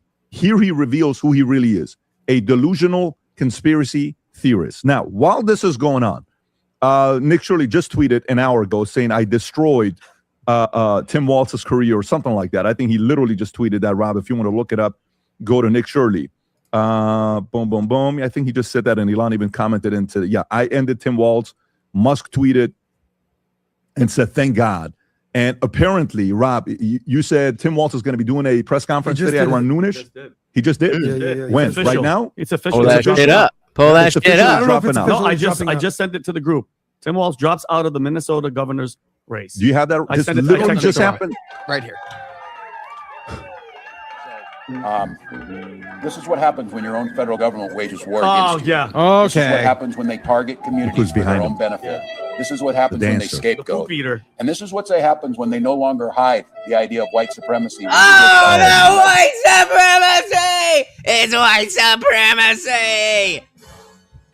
Bro, you're white. You're white. Let's talk about now white people won't have to apologize for being white. That's never happened once in my whole damn life. And I think everybody in this Maybe you should apologize then. Because that's what your party says. for being white. That's never happened once in my whole damn life. And I think everybody in this room knows what they're doing. So we're here today to say enough of this. We're here today to stand that Minnesota will protect their neighbors. What does that mean? Did he say he's But he stepping didn't out? drop out. I don't think so, Vinny. He's not resigning. Supposedly, he is dropping out of the 2020 Minnesota governor race, plagued by Somali fraud exposed by independent journalistic Shirley. Yeah, that's him About blaming time. white Good people. riddance. But Now that's lock the traitor up. Tim had the gall to pin the fraud on white people instead of taking accountability for what the Somalis have done. He can't leave office soon enough. What a dummy. Tom, your thoughts? Tim. This just reminded me of when Piers Morgan had Nick Fuentes on, and he was like weirded out that Nick was like, "It's period blood. I don't want a tampon." What? And he was like, "Well, that's because you never got laid." What are you talking about, bro? Did not drop out of the race. Let me tell you what just happened. The machine that's around Tim Walz fired him. Tim Walz just got fired. He no longer has the support. So, like, Box, this is what I was saying about, strong leadership, potentially, maybe, but it seems a lot more like, there was the message came down that you're done. Did not drop out of the race. Let me tell you what just happened. The machine that's around Tim Walz fired him. Tim Walz just got fired. He no longer has the support of the people and the mechanisms that have been part of this entire machine around him. And he just got fired by the people that he's in cahoots with all of this fraud and everything going on, because they know that the spotlight just gets hotter if he wants to run for this election. And they know they risk losing the Minnesota governorship in the process of it. And they don't want people talking, because people are starting to talk. Yep. And I mean, spot on. Shout out to Box with the Big 10. Thank you so very, very much. And of course, are we sending a treat for Morty? Oh, you gotta eat it with your teeth. You don't know how to eat. Thank you, sir. So there are rumors here that Amy who? We'll take his spot. Amy Klobuchar. If the DFL attempts to install her, I will re-register as a Dem and fight it at the primary. There you go. Thank you so very, very much. Making you the new co-sponsor of the stream. Very much appreciated, sir. Of it. And they don't want people talking, because people are starting to talk. You've got people that supported him, people that were part of it, that are starting to talk. You've got the federal government dropping in. Last Thursday afternoon, was it? The federal government froze any transfers of federal funds to the welfare programs in Minnesota, I believe. They've been frozen pending full review. And so I believe what we are just seeing here is that the gig is up, and the people that are around him is like, Tim, we got to get you out of here, because we got to do a little extraction, because we can't have you running this and being a lightning rod for criticism and attention on the rest of us. Tim, you're fired. You need to drop out of this race. And I believe the machine fired Tim Walz. When we talk about accountability, this makes me so the fact that a 23-year-old exposed their entire state, and my opinion, Vincent Oshana's opinion, if you think Ilhan Omar didn't know all the crap talking that she talks about to her beloved Somalis and everything. Indeed, guys. Remember, if you are a member of the channel, then you get to join the free Discord server. It is absolutely free to join, but there are a bunch of members only stuff, including the after party. So as soon as we are done here, we are going to head over there, and you guys get to be up on screen with me. You don't have to cam up if you don't want to. But we don't have to worry about any YouTube censors or anything like that. We can say whatever we want. So come on through. Everybody and her attitude is like, I could go back to Somalia because, I made all the money that I did, and there's no way that this guy didn't know. Okay, there's absolutely no way. Even the president posted something that you reported on first, Pat, that 72% of these people, of Somalis, are on welfare. Okay, it is a big freaking. I thought it was 89 in Minnesota. Why was Wallace there so long? Box, maybe you'd like to give some personal input there. How long was he there? And then yeah, Zippy saying Waltz. It's Waltz, WALZ, not Waltz. Is a tip of the iceberg. No bueno. But shout out to, I'll just keep this up. Yeah, shout out to Zippy, DSC, and Emily over on Rumble with the Rumble Ram. Thank you so very, very much, sir. And of course, a treat for Morty. So the reason why the ruling class, the executives, are so dumb and incompetent, 40 years of commie educating, it enables yes men from a loss of appreciation for classical arts and culture. Agreed. There we go. Got it right there. Boom. Thank you so very, very much, and agreed. Of Somalis are on welfare. Okay, it is a big freaking scam, and that's the reason that they picked him to be the vice president, to keep that money funneling, to keep these freaking leftists elected. Him and this tampon in the bathroom attitude, him being friends with school shooters, his just disgusting. I forgot about that. I forgot about the friends of school shooters. His waving on stage like he was like a savior. And there was a clip that I sent Rob, Pat, that there was a daycare in Minneapolis. We want to, because I don't want anybody, and I love the fact that we're not forgetting, like, yes, the Venezuela thing is huge. It's taking over the news. Let's not forget about the trillions and trillions of dollars of fraud. There was a daycare. Oh, this is the first one. This is a Somali restaurant that they paid $12 million in federal child meal funds after they claimed to feed 4,000 to 6,000 kids a day. The FBI watched the restaurant for 6 weeks. An average of 40 people showed up. Rob, you don't even have to play the clip. Just as long as we have it so people know it. What is the show? What is the show in the clip? This is them doing the investigative work. Play it for a little bit, Rob. Is this the old stuff? In December of 2021, the FBI installed a surveillance camera overlooking this building just off Lake Street in Minneapolis. At the time, it was Safari Restaurant, which overall took in $12 million in federal child meal payments through feeding our. Yeah, they all are. They're all friends with predators because most of them are. And like we said, it's one big club. Future. That's correct. Safari's former co-owner, Salim Saeed, is on trial alongside Amy Bach, the Feeding Our Future executive director. Hey, Safari claimed to feed 4,000 to 6,000 kids a day. Its invoices and meal counts shown to the jury alongside the video. An FBI agent testifying that an average of 40 people came and went during the 6 weeks. Yep, I'm not letting that go. I don't give a fuck what happened. We know that something happened. Trump got into. I don't know what it is, but there's something. Weeks, it was surveilled. The FBI set up a total of 12 cameras at sites claiming to serve extraordinary numbers of meals. Another was at a deli in St. Paul, also registered by. I don't understand how they've let it keep going for all this time. I don't understand it when it comes to this much money and this much fraud. And shout out to Adam. Welcome. So people need to get over all this crap. It's the damn Amish we all need to be concerned with. The Amish got to Trump. That's what it is. Oh, man. Goddamn Irish. Amish. Time. I don't understand it when it comes to this much money and this much fraud. And also because, since Nick Shirley and all these guys have been going to all these daycares, I don't know if it's legit or not. Rob told me that it was taken down, but there's a daycare in Minneapolis that was looking for child actors to pass as the vetting process to gain state funding. This was because they deleted it. Daycare hiring actors 3 day for a contract. I did see this. Oh, shiesty. My family runs a daycare here in the city and have over 5 years. Until Monday, the funding was cruelly ripped away without cause. Due to the insane poor decision clear in white supremacy, I wonder where they got that from, we have to close our doors immediately. We must prove that we are a functioning daycare to get the fundings back.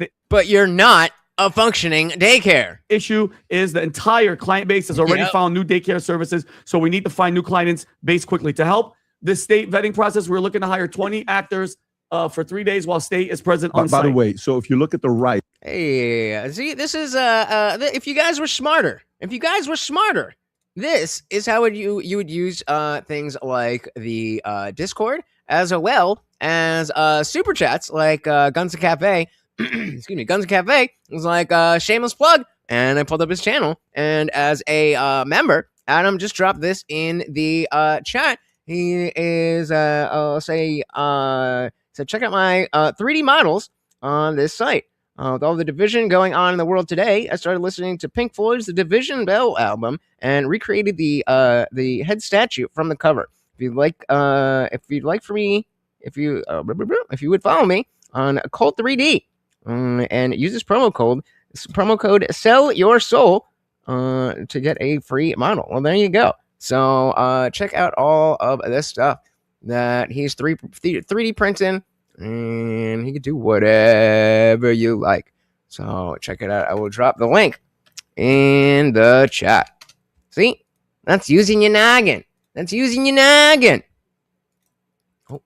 shows if you go to $1,500 per day, up to 3 days, $4,500 contract, no experience required, just actor, right? Go look at the Grok, because somebody asked Grok right there on the right. Third one, zoom in if you can, Rob. Okay, Grok, is this real? Boom. Yes, Craigslist ad is real. It was posted on January 2nd, 2020. Says it's given the ID number. It seeks 20 children under 5 for 3 days, $1,500 to simulate vetting after funding laws citing white supremacy. This aligns with Minnesota daycare fraud probes, federal holdstone. Unbelievable. Like, just, hey, bring your kids. $4,500 for 3 days. I'll see why not, right? Do they have to be Somalian? Could they be white? I think they have to be Somalian at that point. See, this ties it up in a bow, because the allegation is this, and this is my conclusion as well. The allegations are out there. Tim Walz was selected as the VP because he could be the bag man for tremendous financial resources to bring into the campaign at a time when, check this out, the DNC's big money and Obama himself were not on the Kamala page. Remember how late he came to the Kamala? Oh, all right, she's a candidate. Remember that? Oh, yeah. So, and remember they set this record, what was it, $32 million in 10 days or whatever it was? Done. Guess what? The allegation is that Tim Walz was presiding over this machine that was federal money just coming to Minnesota. They could do whatever they want with it, and they all knew what was going on. And so there were people there that said, and remember, it was a fractured summer. It was a completely fractured summer. You had people in the Biden group saying, no, let's keep him going. Anthony Blinken wants to be president again. Let's just keep this going. Number one. Number two, you had Kamala Harris. You owe it to me, damn it. And then the next one was, what about Michelle, or what about others? So it was a fractured group. Yeah. They needed money, and they went, and guess what? They apparently, allegedly, got it with Tim Walz. And so I read all this stuff. I'm not reading the loony stuff. I am reading things A, B, C, D, and I'm not just waiting for someone. I said it when we were in Aspen. This is the biggest campaign finance fraud in the history of our republic. I pray that they go after Ilhan Omar. His disdain towards America, this guy, and Trump, she's the worst of the worst. You notice how the other squad at him, they're kind of quiet. The Tlaib, what's her name? Rashid Tlaib, other than Ilhan Omar, AOC, and there's a fourth one, right? I forget. I haven't heard from her. Everybody's kind of silent. Ilhan Omar has been now getting silent, but there's no way. No way. We need arrests, but it's probably not going to be anyone important. When it comes to the actual scammers, I'm hoping that that we get a decent number of people charged and arrested. Arrested and charged. Arrested first, then charged. You know what I mean? But in terms of like Tim Walz, he's just going to get to walk away. And he's not the only one in government who knew what was going on. She didn't know what was going on. There's no way, period. And I hope they're going after her. Rob, do you have Nick Shirley's tweet again? So, America hater, go after her. I ended Tim Walz. Okay. So if he didn't tweet that, I probably wouldn't put this out there. But I was texting with Nick Shirley a week ago before he came on the podcast. We met in person for the first time at James O'Keefe Citizen. Just kicked out of office. Journalist event at Mar-a-Lago a couple months ago. Oh, when he got that award, right? Young guy. He won the Citizen Journalist Award. So I say to him, because I'm going online this a week ago as his story is basically blowing up. I go, dude, you're blowing up all over the internet. He had 66 million on his initial video. Now it's well over 100 million. He goes, yep. Well, Jay, that's the liberal way. There is no other explanation for anything except Trump bad or that's racist. That's why you see people like Nick Fuentes making headway, because people are done. People are done with this as a trump card, no pun intended, that, oh, well, if you do that, it's racist, so I'm right. Like, fuck you. about Nick. Oh wait. Ant said it's kind of messed up. They've been giving Nick all the credit because the guy that was with him is the one that actually did all the research and footwork. Oh, you're talking about Nick Shirley. Fair point. I mean, he was credited, but fair point. Fair point. Million on that his initial video. Now it's well over 100 million. He goes, bro, I think it's the biggest video of the year. So he's excited. Good for him. I'm telling him, listen, my mom's from Minneapolis. Respect to what you're doing. He goes, this is what the funniest part is. He goes, we lit them up. I bet Tim Walz resigns. He goes, can you imagine that me, Nick Shirley, is who gets Tim Walz to resign? I said, this is why what you do is so important. And the message to all the young people out there is, look at this guy, 23 years old, making a massive difference. You can too. Number two, can you imagine, just in a hypothetical, horrible, bizarro world, imagine if Kamala Harris and Tim Walz won the election and they were president and the vice president of the United States? Do you know what kind of chaos their administration would be in right now if they were in power? Do you know what kind of cover-up they would be doing? Do you know what Tim Walz would be doing in Minnesota if this video came out there? Living large. Could you imagine if Kamala was president right now? Borders still open. Iran still making nuclear weapons. Hostages still in Gaza. Maduro's still in power. DEI is still in place. Teamwork makes the dream work, right? Gender affirming care everywhere. We got they, them's running the government.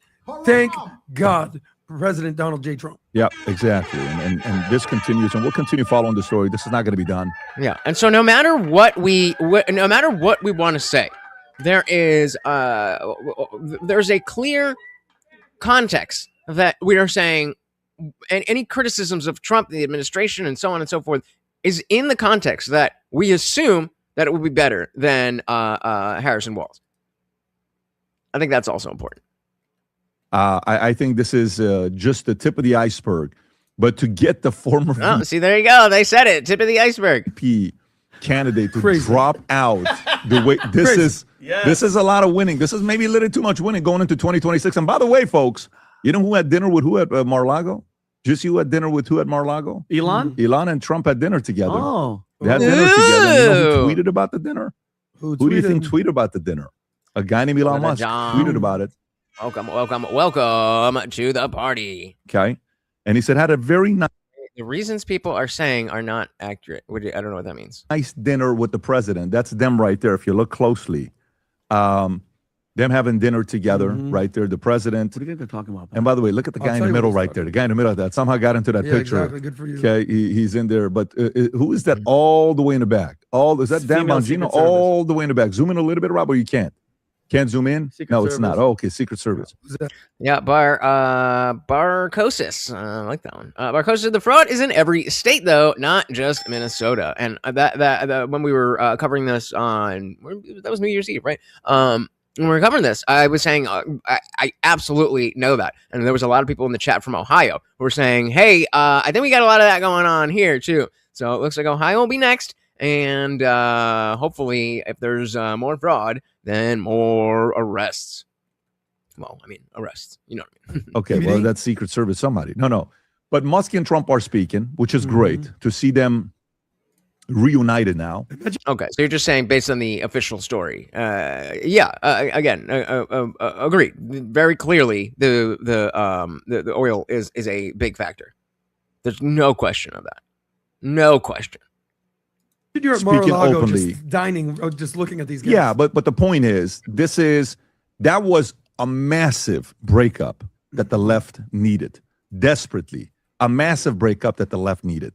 Now you're going into 2026 on the same page. Now you're going into 2026 with what happened with Maduro. Now you're going into 2026 with what's going on with Tim Walz. Now you're going into 2026 with, inflation going down. Now you're going into 2026 with GDP growth higher than expected. Yeah, but it's not necessarily about oil, the price of oil. It's about the control of the oil. Now you're going into 2026 is going to be the greatest years of our lifetime. World Cup. Don't jinx us like that, PBD. Don't jinx us like that. Jesus. 150-year anniversary. It's going to be a very, very weirdly special year. But at the same time, I think the enemy is aware of it, and they're going to try to ruin the party. 100%. You know how you try to put a good party together, and everybody knows you're about to put a record-breaking party. Everybody wants to go, and you don't invite somebody, and they're like, wait a minute, you don't want to invite me? I'm going to ruin your party. So the party poopers are also going to be there, But I have a feeling they're going to get way ahead of it to make sure the partying goes really on. quick, 'cause I know you want to go to the next story.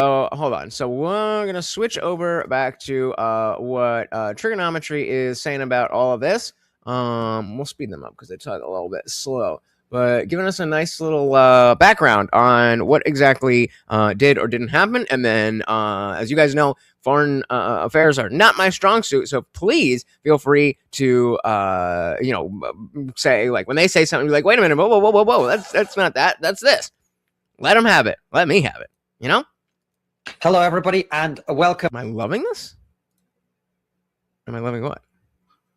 Well, I do like that we're getting rid of commies, yeah. But I'm not gonna say that I was super excited about it. You know, again, talking about the isolationist, interventionist spectrum. I'm more on the isolationist side. But I woke up and it was done, so I don't know what I'm supposed to be mad about. To the first live episode of the year. As you can see, thanks to President Trump, we've had to come back to work earlier than we planned, so we're not in studio. Welcome one, welcome all. And it seems the pattern of 2026 is to continue the pattern of the previous several years, where any country that we have any connection to personally gets invaded. It's your turn, Francis. Congratulations, mate. Yeah, thank you very much. It was a rather surreal experience to wake up on a Saturday morning, turn my phone on, check the football results, and Did you misunderstand what? What are we talking about? It wasn't actually the football. What was actually on my screen was something that Venezuelans have been praying for ever since basically Maduro got elected, but also before Maduro in the time of Chavez, which is Maduro has been taken. Him and his wife have been taken by the United States. Francis is Venezuelan? I did not know that. I did not know that. And they are going to be facing justice for the crimes that they have committed in Venezuela. There is a word in Venezuela. Well, you say that. I mean, we'll get into that. Before we go all the way in, let's give everybody a little moment to join in. We'll discuss the idea that he's going to be facing justice for this crime he's committed in Venezuela and the geopolitical implications of all of that. But before we get into all of that, perhaps you can just give everybody a quick breakdown of who Nicolas Maduro is, how long he's been in power, and what may have led to this operation, particularly in the light of the conversation we had with Daniel DiMartino. Very timely released episode that's obviously done incredible numbers since it's come out because of this event. So just give us the basic background, first of all. Of course. So it all starts in 1999 with Hugo Chavez being democratically elected by the Venezuelan people in a landslide victory. This is what people always forget. Hugo Chavez won by a landslide with a communist revolution. It was a communist party. He was talking, they were calling themselves Chavistas. And what he was promising in his left-wing populist revolution is that the elites were the ones who were ignoring the Venezuelan people. Hey, like I said, point out what they get wrong, please. That's why we saw this horrendous inequality in Venezuela between rich and between poor. He was going to do something about corruption. Venezuela has famously been one of the most corrupt nations on earth from before my time. And he promised to do something. Venezuela was the fifth biggest oil producer in the world with the largest oil reserves in the world. And a lot of that oil money had not filtered down to the poorest people. Venezuela, and particularly Caracas, one of the most unequal societies in the world, where you had this echelon of very rich, very wealthy people who were living these incredibly luxurious lives. And then you had other people, the vast majority of people in society, living in what is called los ranchos. In Brazil, they're called the favelas. They're the shanty towns. So that's the backdrop of Venezuela. It was corrupt president after corrupt president after corrupt president. Chavez came in, landslide election, and he said, what we're going to see is a left-wing populist revolution. What we're going to see is a redistribution of wealth. What we're going to see is a fairer Venezuela. And the thing that's very interesting, and we may come back and talk about this, is he was seen as a symbol. He was seen as a symbol of socialism. This was going to be the new way. This was going to be the new left-wing revolution. And the usual suspects got behind it, the Owen Jones, the And how did that turn out? Jeremy Corbyns, the Bernie Sanders, who eulogized Chavez and said, this is the way it should be done. And you know what? For the first few years, it seemed to be going okay. It always does, doesn't it? It always, that honeymoon period. Oil prices spiked. There was some sort of redistribution of wealth. Hospitals opened, new schools, etc., etc. And people were thinking, actually, could this be a new dawn for Venezuela? A new dawn for a fairer Venezuela for everybody? But unfortunately, what happens with communist parties and communist dictatorships is they start off with a narrative of fairness, and you will know this very well yourself, Konstantin, and slowly but surely, the tentacles of power start to go into every facet of society. And we saw this bit by bit in Venezuela. It started off with allegiances with Cuba. So there was allegiances between Venezuela and Cuba. And what that actually was Venezuela providing Cuba with cheap oil, cheap petroleum, helping to keep their crippled economy afloat. So far, is he on point, or we'd have corrections to make? And Fidel Castro at the time providing Hugo Chavez with the means and the know-how in order to take over Venezuela and turn it from a very corrupt, although capitalist country and incredibly wealthy, to what we see now, which is a communist country, which is economically crippled with a population of 9 million people. Okay, so tell me, what are they saying wrong? That's what I'm asking you. Now live abroad, because the situation in Venezuela for the vast majority is simply untenable. It is one of the poorest nations on earth. Its life expectancy is lower than Syria. Inflation regularly hits around 200%. We talk about unfairness before, but now what we have is a majority of people who struggle not only to make it through a day or a week or a month, but struggle to eat. What Venezuela has become is it's turned from one of the richest countries in the world to an absolute economic basket case. Now, what happened with Chavez is his power grew, and as his power grew, so did the human rights abuses. So did going after political opponents, imprisoning them, imprisoning journalists, threatening journalists, torturing journalists. There was no such thing as freedom of speech in Venezuela. We're getting there. That was how it progressed. That's the story he's trying to tell, and so I'm trying to see where this ends up, and if we agree or not. The economy crashed, and then what happened, and no one expected this, is Chavez got sick. He developed stomach cancer, and he passed away in 2013. Now, this was a ray of hope for Venezuelans at the time, who thought to themselves, now maybe with Chavez gone, there's a new hope. Maybe with a new leader, we can have a new dawn. Maybe there's going to be a chance for us to be able to actually start again. Let me guess, it worked out perfectly. Yeah, it worked out perfectly. He elected a man called Nicolas Maduro. Now, this is very interesting. Nicolas, and this was a shock. Who? Hold on, we say who that? He elected. Who elected? Oh, sorry, he didn't elect. There you go. There was a Freudian slip. He nominated his successor on his deathbed, Nicolas Maduro. And this was a shock at the time in Venezuela, because there were other big players who people expected to be the leader. Now, Nicolas Maduro was a former bus driver. Yeah, so I understand my buddy smuggled himself and his son out of Venezuela because of Maduro and the gangs. And Vox saying we had legitimate asylum seekers from Venezuela. And so then zooming out, then shouldn't it be a liberal position that we don't want a bunch of people from elsewhere coming to the border or, just coming to the country, seeking asylum and creating a much harder or longer experience for the Venezuelans that have a more legitimate claim? He was in a rock band. This was not a man of great intellectual ability. But what he was known for amongst the Chavistas, above all, was his loyalty to the revolution, to the Chavez project. And when he was nominated, people were actually quite shocked. But the thing with Maduro's government is that it was even worse. The human rights abuses became worse. The poverty became worse. Everything in the country came to the point where it became a failed state. And Maduro has presided over Venezuela since 2013. And he has presided over a country that lives in fear, that feels unable to not only voice their opinion, but also there's a word in Venezuela in Spanish called esperanza, which means hope. I appreciate the history that he's giving here, but I don't think a lot of people are unaware that it's not great in Venezuela. I don't think that's the question. The question is, what specifically happened between Chavez and when Maduro came in? What was it? Sanctions here? Was it what exactly destabilized the country? And esperanza, the first part of that word espera, which means to wait. And Venezuelans have been waiting a long, long, long time. In fact, many of them have actually given up hope that Maduro and his ilk were actually going to be gone. So it's been a very, very interesting time for Venezuelans. It's been a real shock for them, what happened a couple of days ago. It's disbelief. There's a little bit of esperanza in there, but there's also fear as well, Because as you know, after the Soviet Union collapsed, what's even more dangerous in an authoritarian regime is a power vacuum. And we can go into what's happening now. Yeah, so that's what I'm worried about, is what is the next step? What is the next step? Successor who's been appointed, who she is, and all the rest of it. Well, we can. It's really interesting to hear, first and foremost, your background on how the people of Venezuela feel. There are lots of suggestions in the comments that you should be appointed king of Venezuela.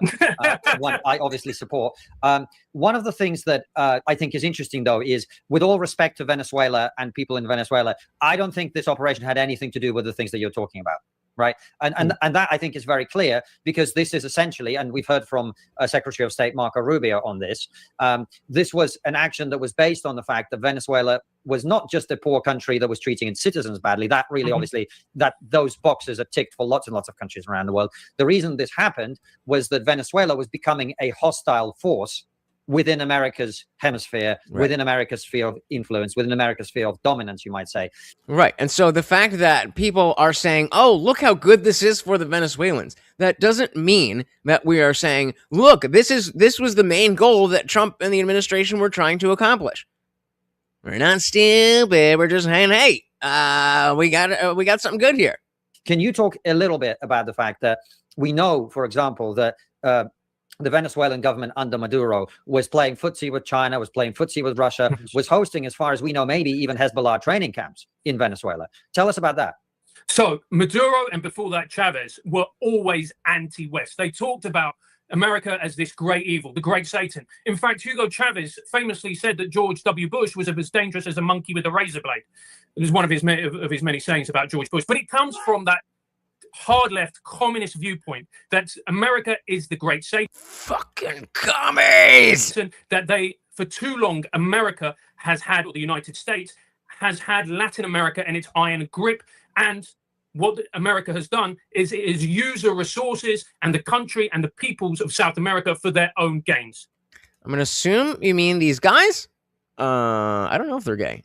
I wouldn't be surprised either way, but Zippy said these guys are dumb. The reasons he stated were the factual cover story so that his government could be changed from an enemy to an ally. Okay, so keep going. And what Chavez and Maduro wanted to do is they wanted to seek alliances with other countries and other nations who are actually the enemies of the United States of America. So the Irans of the world, the Chinas of the world, and the Russias of the world. And these alliances... Because it is important to understand what the official narrative is so you know where to depart from it. For those countries was incredibly attractive, because what you don't know, well, what a lot of people don't know, is Venezuela has the largest oil reserves in the world. And as a result of that, for the Chinese, first thing he said, maybe less so for the Russians because they've got their own oil reserves, and the Iranians, that meant that it was a very, very powerful ally. And Venezuelan oil is quite unique in that it's actually very diverse. A lot of petroleum, when it's taken out of the ground, the oil that's taken out of the ground, it can only be used maybe for one or two things. Okay, so I remember hearing a little bit about this before we dive into that. Shout out to Box out sponsoring yourself, sir, with the $5. Thank you so very, very much. And of course, every donation comes with a treat for the Overlord. So lazy. Thank you. Box said they flub the largest oil reserve in the world. Socialism. Pretty much. Thank you, sir. Very, very, very much appreciated. All right, let's back this up. It's a powerful ally.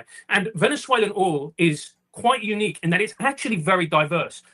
A lot of petroleum, when it's taken out of the ground, the oil that's taken out of the ground, it can only be used maybe for one or two things. But Venezuelan oil can be used for many things, from petrol right the way through to helping to resurface roads, etc.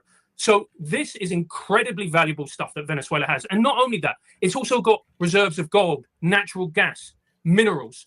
Venezuela is one of the most resourceful countries and rich in resource countries in the globe. So for those countries to have an alliance with Venezuela is pretty much priceless. Also, as well, the fact that they could have relations and close ties with a nation. People don't realize that actually Venezuela is at the very top of South America. It's right on the Caribbean Ocean, and it's only a couple of hours flight. Caribbean Basin. Yeah, from Caribbean Basin, from there to Florida to the United States. Again. again. Fox with another $2. Thank you, sir. And Morning's like, hell yeah, brother. Hell yeah. Said I'll pretend to work. You pretend to pay me, commies. That's the deal, right? That's the deal. Thank you. Again, out sponsoring yourself. Whoa, what the hell? There we go. That's it. There we go. I'm short in real life. I don't want to be short on the internet too. Shout out to the Rado Rune. Said USFA did it in many countries, and they tried pulling this off with Russia, but they failed. Venezuela was an easy target. Well, we should be going after easy targets more than difficult targets. Save lives. Type O. Do you say oil or oil? Oil. They're going for that gold too. Texas tea. From there to Florida to the United States. That's one part of it. Another part of it that really frustrates America is in South America, Venezuela is known as El Puente, the bridge. Why is it called the bridge? Well, it's very simple. Because Venezuela doesn't produce cocaine. Bolivia, Colombia, Peru produce the cocaine. But Venezuela is known as El Puente, the bridge. So drug traffickers, take their drugs to Venezuela, and then they use it as a bridge to go to different parts of America. And that, again, was it's not the main reason by any stretch of the imagination, but it was a huge frustration to American governments that Venezuela was essentially not only turning a blind eye to this kind of criminal activity, but actually profiting from it. So I'm curious how much you guys buy into the narco-terrorism line, that line of thinking. Do you think that's legit, or do you think that's completely just a front? And it wasn't only that, it was the brazen way Chavez and Maduro were flaunting this criminal activities, flaunting that they were in league with Russia, with Iran. I remember, kind of like kick IRL streamers. Talking to a cousin of mine, and I was asking how Venezuela is, and he was like, bro, we now have Hezbollah training camps. If you think about it from the Americans' point of view, this is entirely unacceptable.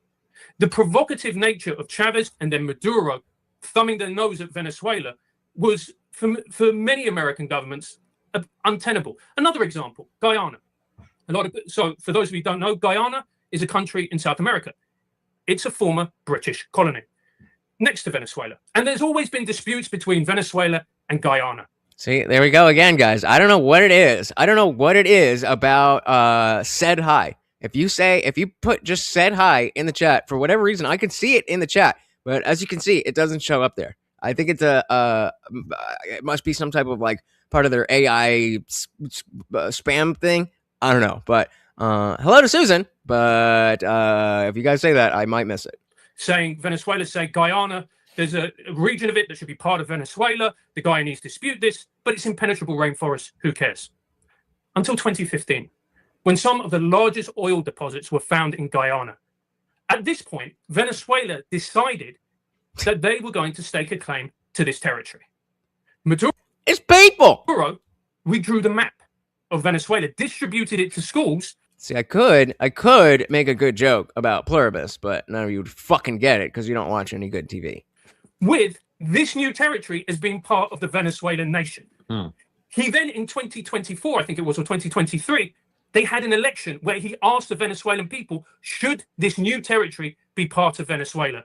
And apparently, the Venezuelan people agreed to it. So you see, what they were doing was not only liaising with the enemies of the United States, not only were they providing and profiting from the drug trade, but they were also saber rattling right in America's back door. And so it sounds to me like they want to push the narco-terrorism aspect of this more than anything else, because that seems the most clear cut in terms of, we've got to we've got to make sure that this, that, and whatever, like what Box is saying about the WMDs being hand grenades. I do get the feeling that as I said, that's just kind of a front and a reason. I think the oil, clearly the liberation of the Venezuelan people is not something that Trump cares about.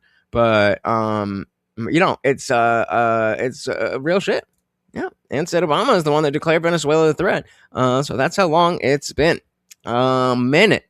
And Andre said all of South America is a drug bridge.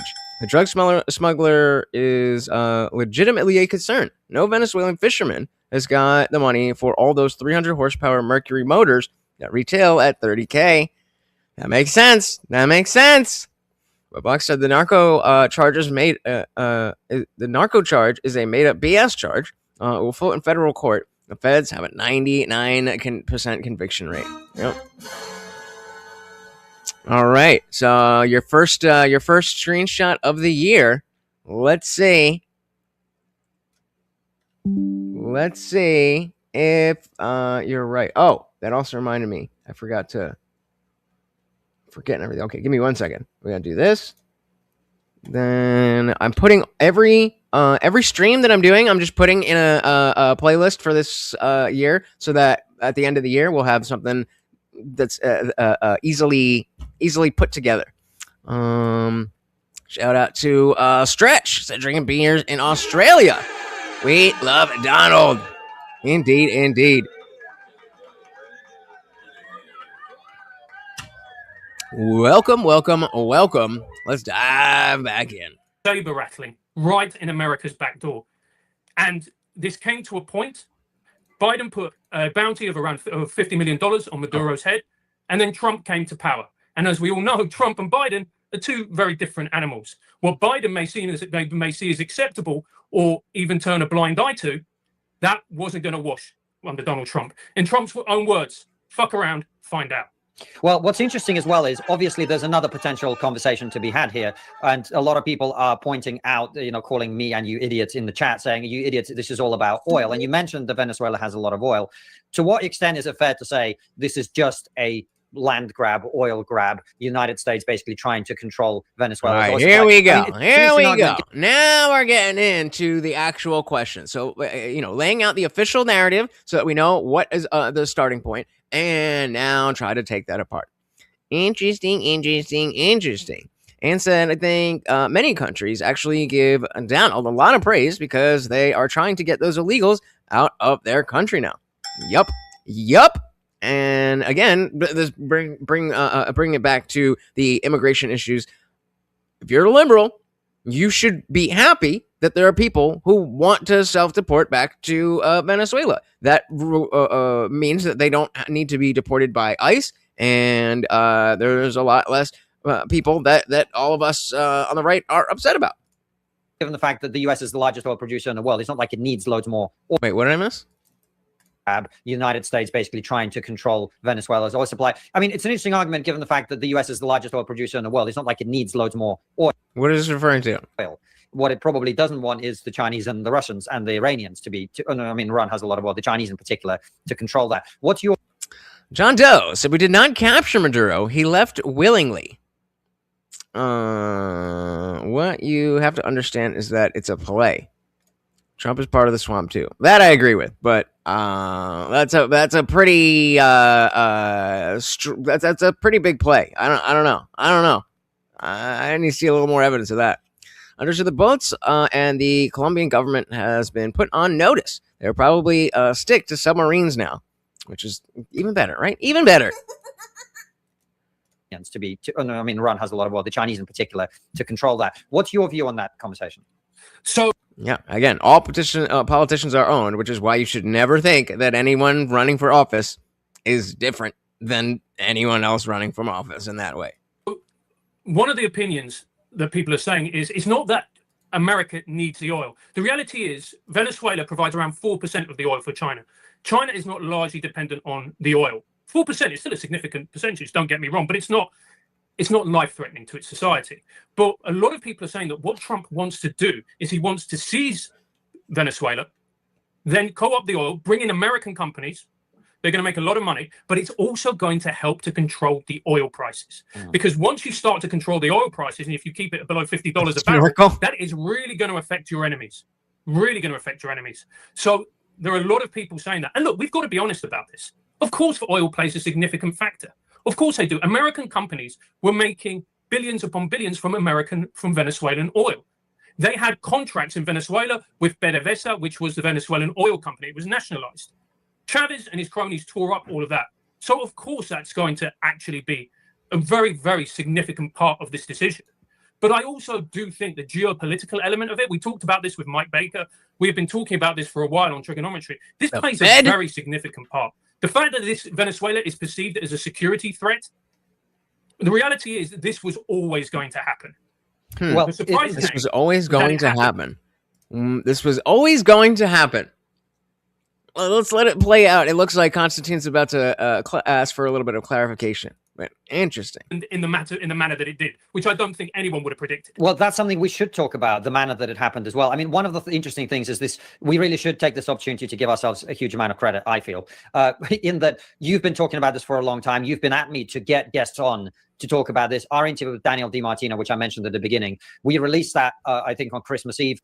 We kind of knew this was coming at some point because if you were actually paying attention in detail, you knew that it was building up to this. But what has been interesting, I mean, one of the things we haven't talked about, and it's really shaping the way people discuss this issue, because as we know, having talked to lots and lots of people, from different sides of the political spectrum, there's obviously a massive isolationist, non-interventionist wing in American politics in particular. And I think it's fair to say that it's based on the fact that Iraq was a disaster, Afghanistan was a disaster, and before that, Vietnam was a disaster. But what's happened here is a president that many people thought would be non-interventionist and isolationist is actually showing that there is a third way in all of this, which is you don't have to withdraw from the world in a way that I think. Well, maybe not so much that there's a different way, but to understand that is in fact a spectrum. That it's not an A, B. You're either isolationist or interventionist. That there's a spectrum on how much you're willing to get involved around the world. It's reasonable to say America cannot do while remaining a great power. Being a great power means controlling the territory around you, controlling neighboring countries, making sure that other great powers don't encroach on your territory, don't sabotage your operations, etc. But what he's not doing is getting America embroiled in a regime change war in Iran. He just takes out the nuclear weapons in 12 days, job done. Now, there's a lot to be said about how much control he actually has. That once we go and bomb somewhere, then depending on the situation, it may not be in our hands. It's a hoping that they respond the way that we want them to respond. And yeah, he is the Donnie deal maker. We all know that. But this is a level of stakes that's so high. And I've learned to trust him over the years. I remember with North Korea, it was like, we're going to meet him with fire and fury. And I was like, what are you doing, bro? He's a crazy dictator. But he was right. He was right. So I don't know what to tell you. In Iran, he just takes out the nuclear weapons in 12 days, job done. Largely using Israeli intelligence and so on. And here in Venezuela, what we saw is an intervention with zero casualties. Exactly. By the Americans, where they effectively go in. Well, I mean, and it's not even a war because Maduro's already been captured. There's nothing to war about. Agreed. But the worry is that there will be some type of retaliation, and so that's why I'm saying the fact that he's alive and in our custody is a huge diplomatic point. Extract the leader who they consider a problem and then leave. We'll talk obviously about the implications for Venezuela going forward, but it is quite a remarkable thing. And I think President Trump is single-handedly showing that you don't have to be someone who launches long, costly trillion-dollar wars to deal with specific problems in the way that we've seen in the past. Completely agree. I mean, Trump in his address to the nation said that only the Americans could have been capable of pulling off this kind of operation. And he's right. He's right. I couldn't think of a single other nation that would have been able to do this. The way that Delta Force carried this operation out, it was absolutely masterful. So I was talking to my friend, and he was saying that on Friday night, it was around 2:00 in the morning. He was. So you're saying it's surprised that China and Russia didn't stick up for Maduro? It kind of seems like this is there. And I'm like, all right, let's just wait and see where this is going. He's an insomniac, so he was playing Sudoku. And he heard planes flying overhead. Now, at the moment, there is a no-fly zone across Caracas, the capital, across Venezuela. And so he thought that was bizarre. He heard a huge explosion, and then he heard another series of explosions. And then that was it. That was it. Now, I do know one person, a cousin of mine, who lives close to the area that was affected, whose windows were blown out. But that seems to be pretty much all that happened as far as civilians, as civilian casualties. Well, not even civilian casualties, but property was affected, etc. Like, hey, I'll fucking take that for my freedom back. So what Americans did with this was completely masterful. But what's really interesting, and I don't think people are talking about enough, is who they appointed as the successor. They didn't appoint Corina Machado, what people widely regard as the leader, the de facto leader of Venezuela. He said about her, she's a nice lady, but she doesn't have the respect of the country. And what people actually think he means by that is she doesn't have the respect of the army. So if we look at it through that lens, it's a very pragmatic choice, because he's put in place, effectively, one of Maduro's hench people. Is it working? Because if it's working, then word up. And this Delcy Rodriguez, by the way, is not a moderate. She was at Maduro's side when he was committing his horrendous crimes, when all of these awful things were happening to the Venezuelan people. What's really interesting as well is her father was a renowned left-wing terrorist. So this is a woman who has extremism coursing through her veins. Is she a communist? Yes, she's a part of the Communist Party. And do we know why it is that they've essentially replaced one communist with another? Well, this is where we get into the realms of conjecture, because the rumors in Venezuela are there have been multiple bounties on the heads of the regime. So on the heads of the regime, there have been multiple bounties. However, with Delcy Rodriguez and her brother, who was the head of the Senate, there was no bounty. So people are going, hang on a second, why is it everybody else has got bounty for 10, 20, $50 million on their head, but Delcy hasn't? And the rumor is that she was in league with the Americans. She knew what was going to be happening. She was the one who gave the information. Now, this is just conjecture. We don't know. These are just rumors. And that's the reason why she has stepped in, and we have seen this smooth transition of power, because she has said herself, and she's made this public, that she will do whatever the Americans want. She will do whatever. What do they want? Have we heard what their plan is for Venezuela? Because, I mean, you talked obviously at the beginning about the fact that that's what I want to know. What is the plan? What are we doing from here? So far, so good. What is the plan for the Venezuelan people to finally have leadership that actually represents them and their wishes, and have a stable economy, etc.? Well, what you're describing so far doesn't sound remotely like that. No. So what Trump has said is that, essentially, he didn't use these words, but Venezuela is currently a de facto colony of the United States as of this moment. He says that... Did he really say that? No, he didn't say that, but that's what Venezuela is as of this moment. Venezuela is under the control of the American government. How? Because they have a leader in charge who is following the orders of the Americans. That there is no question about that. And Trump has said this, if she steps out of line, the same thing is going to happen. So she knows that she can't fuck around, to put it bluntly. So, because she's gonna find out. What Trump has said is that he wants Venezuela to be opened up to the oil companies. He wants the oil to be the infrastructure to be rebuilt. He wants the oil to start pumping. And he says eventually he wants it to be ruled by a Venezuelan leader who will treat Venezuelans with dignity and respect and be a good ally to America. But at the moment in Venezuela, you might have seen videos of Venezuelans cheering on the streets, Venezuelan flags, hot Venezuelan ladies, dancing in the street, etc.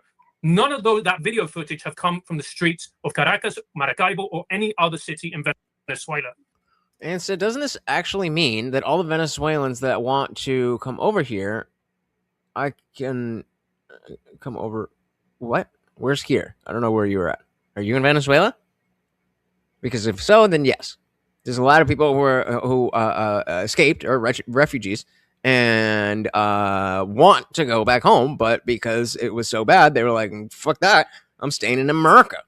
And now they're like, well, Maduro's gone, so peace out, USA. Those have come from Madrid, Barcelona, Miami, wherever it may be. When I was talking to my friends and relatives, there is a lockdown in Venezuela. Nobody is allowed to leave their house unless you go to work and it is an emergency, or you have to buy food, or you have to go to the gas station.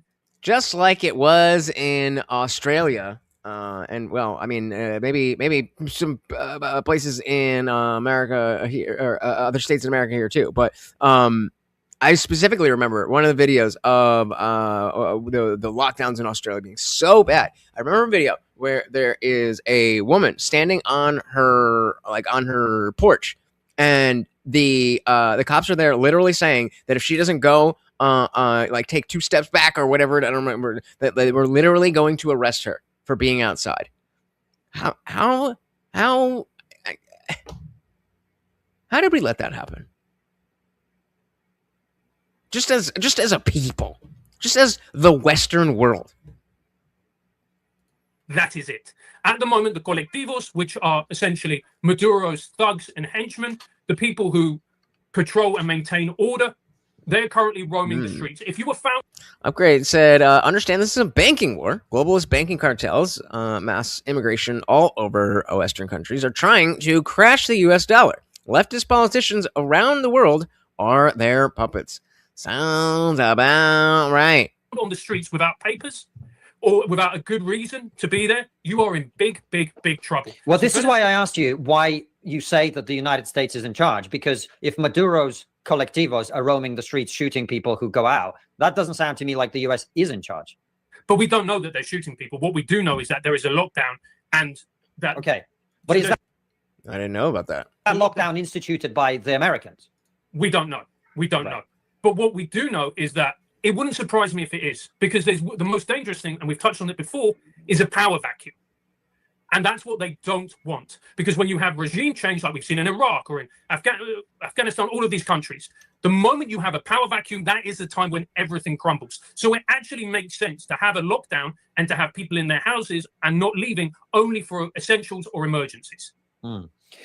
It's an interesting situation because I'm not hearing a lot about the promise of elections or democracy and all of that. Right. Do you think that's on the cards? I think that's going to be a long time. So again, if that's the idea, is that we are taking out a dictator, and it is whether it's specifically regime change of us installing somebody versus just making it so that they can have their own elections. Obviously, the latter is much more preferable. That, like, what does it take to get from here to there?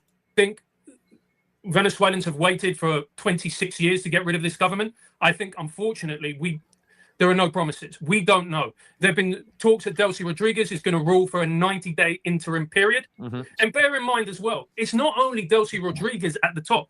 All Maduro's henchmen and some of his most notorious enforcers, the Minister of Justice, the Minister for the Interior, who is also the head of the colectivos, these people, these men are still in place. They are still in place. So even though they have had bounties on their heads for tens of millions of dollars, they're not going anywhere as of this moment. All right, let's take a little side quest and see what we're talking about. Yeah. So let's go. Let's go to ChatGPT, and someone told me that 4 days ago, 5 Americans were taken hostage in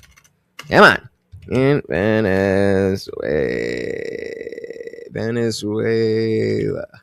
Right? That's right? Yeah. Okay. Is this true? Jesus fuck. Let's see. What was he saying? Oh, I forgot you can't hit the enter button. You gotta press the thing. What are we doing? What the hell is going on?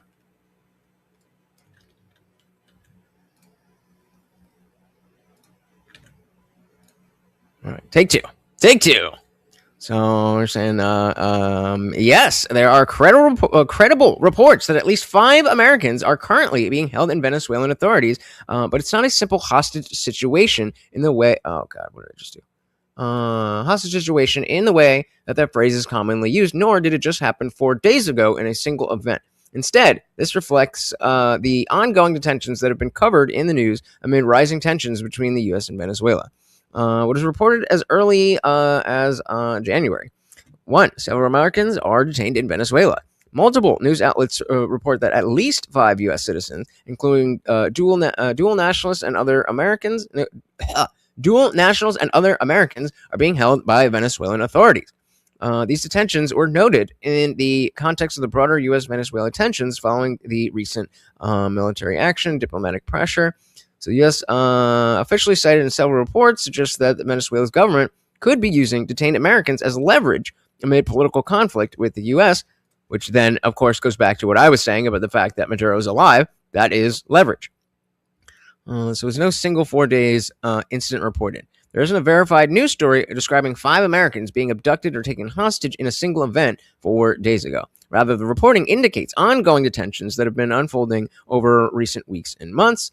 So the claim that 5 Americans were taken hostage in Venezuela 4 days ago is not accurate as a single discrete event, but there are confirmed reports that at least 5 Americans remain detained by Venezuelan authorities amid current global geopolitical tensions between the U.S. and Venezuela. Well, now we know. So they got him, but it wasn't like some snatch him up type of situation. Good to know. All right, what are we saying over here? Like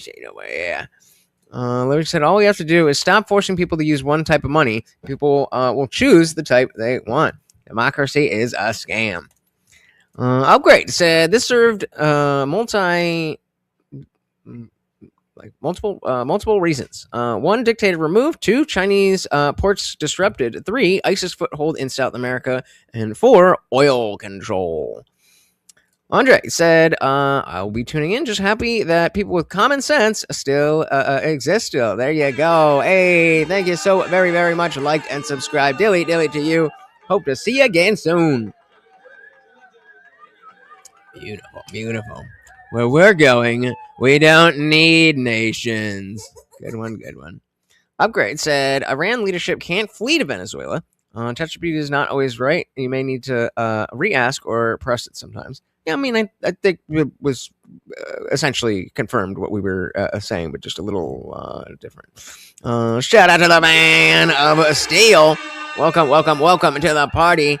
The libs are finally cornered. They now can hardly deny that it's literally just Trump. They can't tolerate doing the same things they wish Biden would have done. Yep. Welcome. Andre said, Ayatollah will either join Diddy and Maduro or go to Russia. Which is better? Which is worse? All right. Let's dive back in here. Of millions of dollars. They're not going anywhere as of this moment. And I think what's really important to talk about is the level of uncertainty. No one knows where this is going. This is a day-to-day situation where Venezuelans and people around the world are waking up and going, what's going to happen today? So it's quite apparent that America is in charge, and they're saying to the Venezuelan government, this is enough. We're going to now operate and instruct Venezuela how to exist, how to live, how to be a country. But as to the long-term future of Venezuela, what happens, and to the Venezuelan people, it's anyone's guess, to be honest. So that's the whole report as well. I mean, like, it was bad, but like, I don't know. It could be really bad or it could be really good. I don't really know. Information. We haven't really talked about Maduro. I don't know how important it is at this point, but effectively he's been taken to the United States, has been charged with drug trafficking, as I understand it, and he's pleaded not guilty.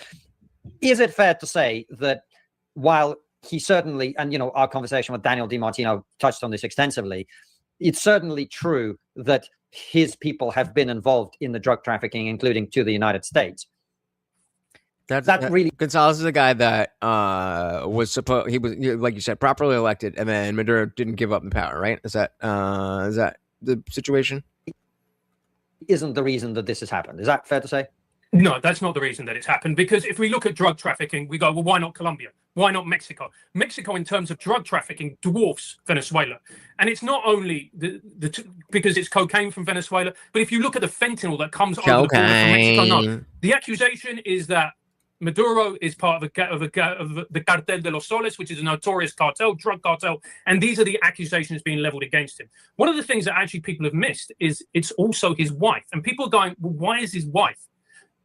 And this is where I didn't even really put together that. That is a little bit odd. Him and his wife typically, you do stuff. Again, not that I know the goings on of the Venezuelan government, but I didn't even think to question that. Really interesting, because his wife was a politician, or is a politician, and she is known in Venezuela as crueler, more vicious than her husband. Somebody who instructs the torture of political enemies, journalists, and also takes a real delight in the suffering of other people. And the fact that she was captured along with Maduro sent, I can only say, shockwaves of joy, and people in Venezuela were so happy, actually probably even more happy that she was captured than Maduro.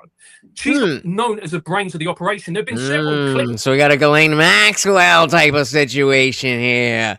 So Maduro was the Epstein, and she's the bottom bitch. Maduro. She's known as the brains of the operation. There have been several clips that have gone viral across the internet showing Maduro trying to do even basic mathematics live on air and failing miserably time after time after time. And it goes back to the point I made. This man wasn't picked because he's a brilliant leader or he's strategically ingenious or he's an incredible politician. This man was picked because he was loyal and he followed orders. I definitely have not even heard of Valenzuela. What's that? It's the people below him and around him who are the brains behind the party. So again, it touches on the fact that if you think, or people think, that just because Maduro and his wife have left Venezuela that the problem has been solved, tragic as it is, that simply isn't the case. Well, that, it's interesting that we're talking about this because, just because somebody's part of a regime doesn't mean that they will necessarily continue the same policies. The example I would give is in the Soviet Union, the USSR. The people who led that country to be democratized were Mikhail Gorbachev, Eduard Shevardnadze, and others who were members of the Politburo. They were senior communists who were effectively a branch of that leadership cadre who saw that the current way of doing things was no longer sustainable, and because of that adopted pro-democracy policies. So I suppose the question is, are these people hardcore? And also, oh man, oh wait, let me go full screen for that. Projection.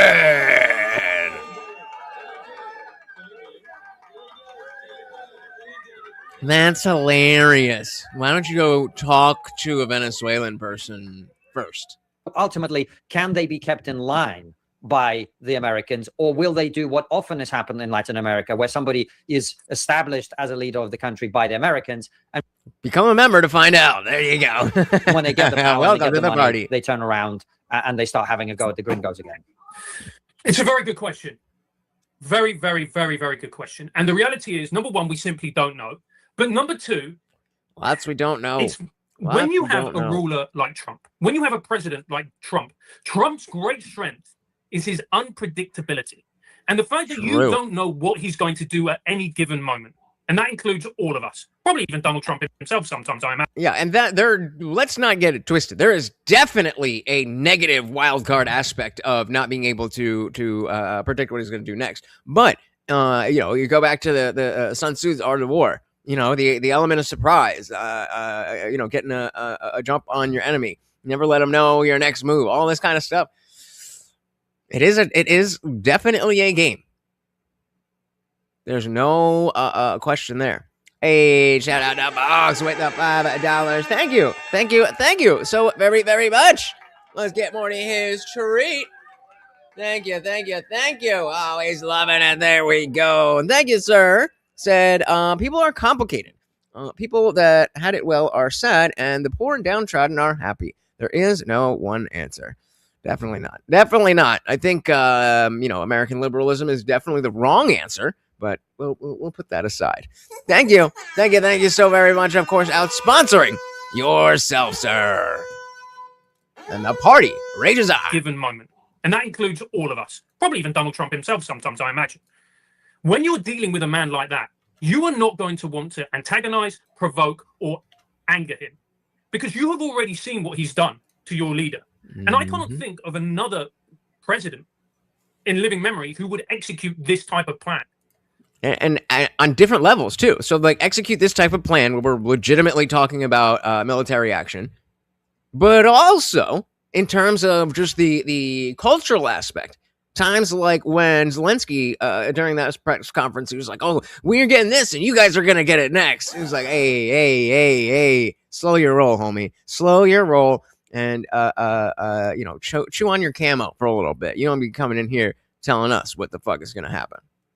Trump's strength, and his greatest strength and his greatest weakness, in fact, is his boldness. So if you are up against an adversary like that, would you antagonize them? Would you want to play games, or would you actually realize that if you want to keep your position, if you want to keep your hold on power, and most of all, if you want to stay alive, probably this isn't the guy to mess around with.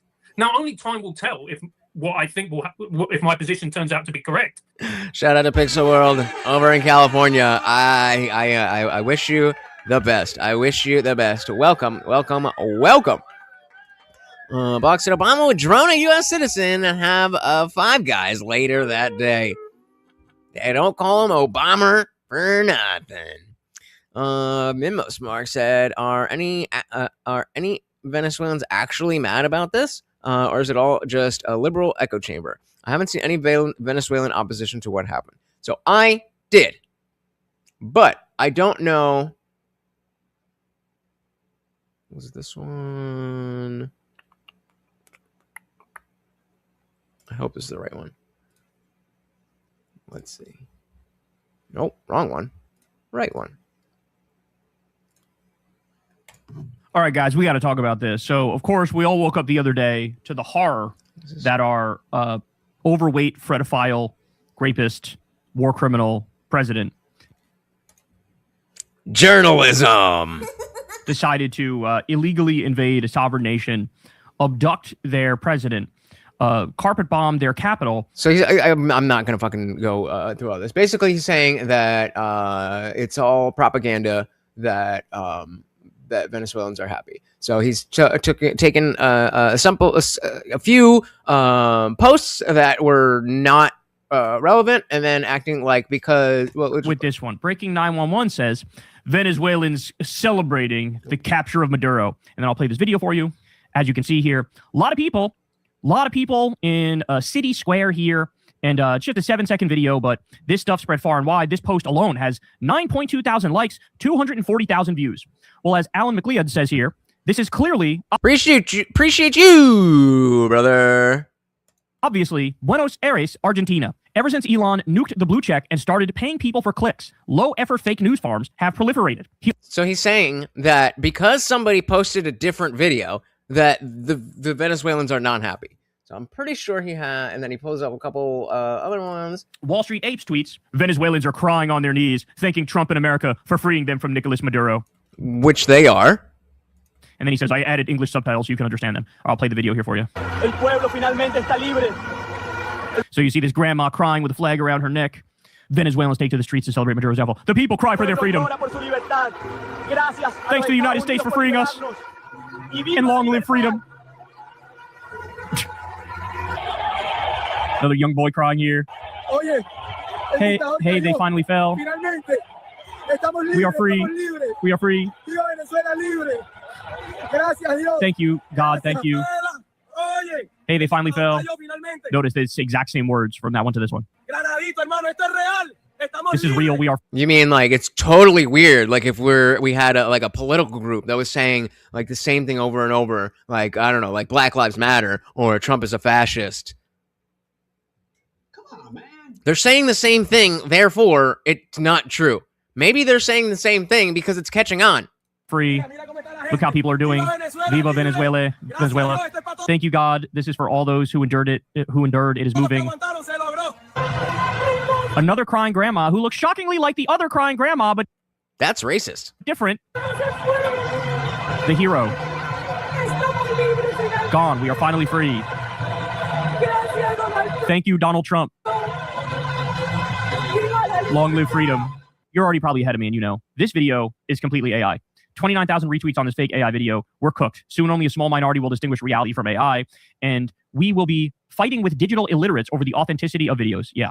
And there's so many like dead giveaways in this. First of all, it's so comical and over the top the way that then he tries to find bullshit. And he tries to be like, no, so that's totally bullshit. So well, they are AI. That was his point. His point is that all the stuff we were just shown is AI, and so he's going to then use that to determine that there are actually not any Venezuelans who are happy, and then he's going to take a couple small examples of people from mainstream media news saying that it's not good, and then apply that to all Venezuelans. That you're being spoon-fed by MAGA hacks. Listen to this. The U.S. is not interested in freedom or democracy, says a real person actually in Venezuela. Yep, agreed. Again, it's like, why did you think that we thought that? Why are you guys so bad at understanding what we think? Real person actually in Venezuela. It is interested in our oil and our natural resources. Venezuelans gathered in Caracas to express their solidarity with President Nicolas Maduro. Weird. I thought it was the opposite. How many people are there? We got 1, 2, 3, 4, 5, 6, 7, 8, 9, 10, 11, 12, 13, 14, 15 people. So 15 people. So that's the entirety of Venezuela. And of course, from Sky News. What the United States has done is criminal. As it invaded Venezuelan territory. Turns out people don't like their president being kidnapped and abducted in the middle of the night and dragged for a fucking fake show trial. Put a 1 in the chat if you think he's going to verify who this is. U.S. airstrikes that led to the capture of President Maduro destroyed a residential building in the coastal state of Catia-Lamar. By the way, let me just tell you guys, as of right now, 80 people confirmed dead, at least one 80-year-old woman. And these scoundrels want you to believe the world is celebrating.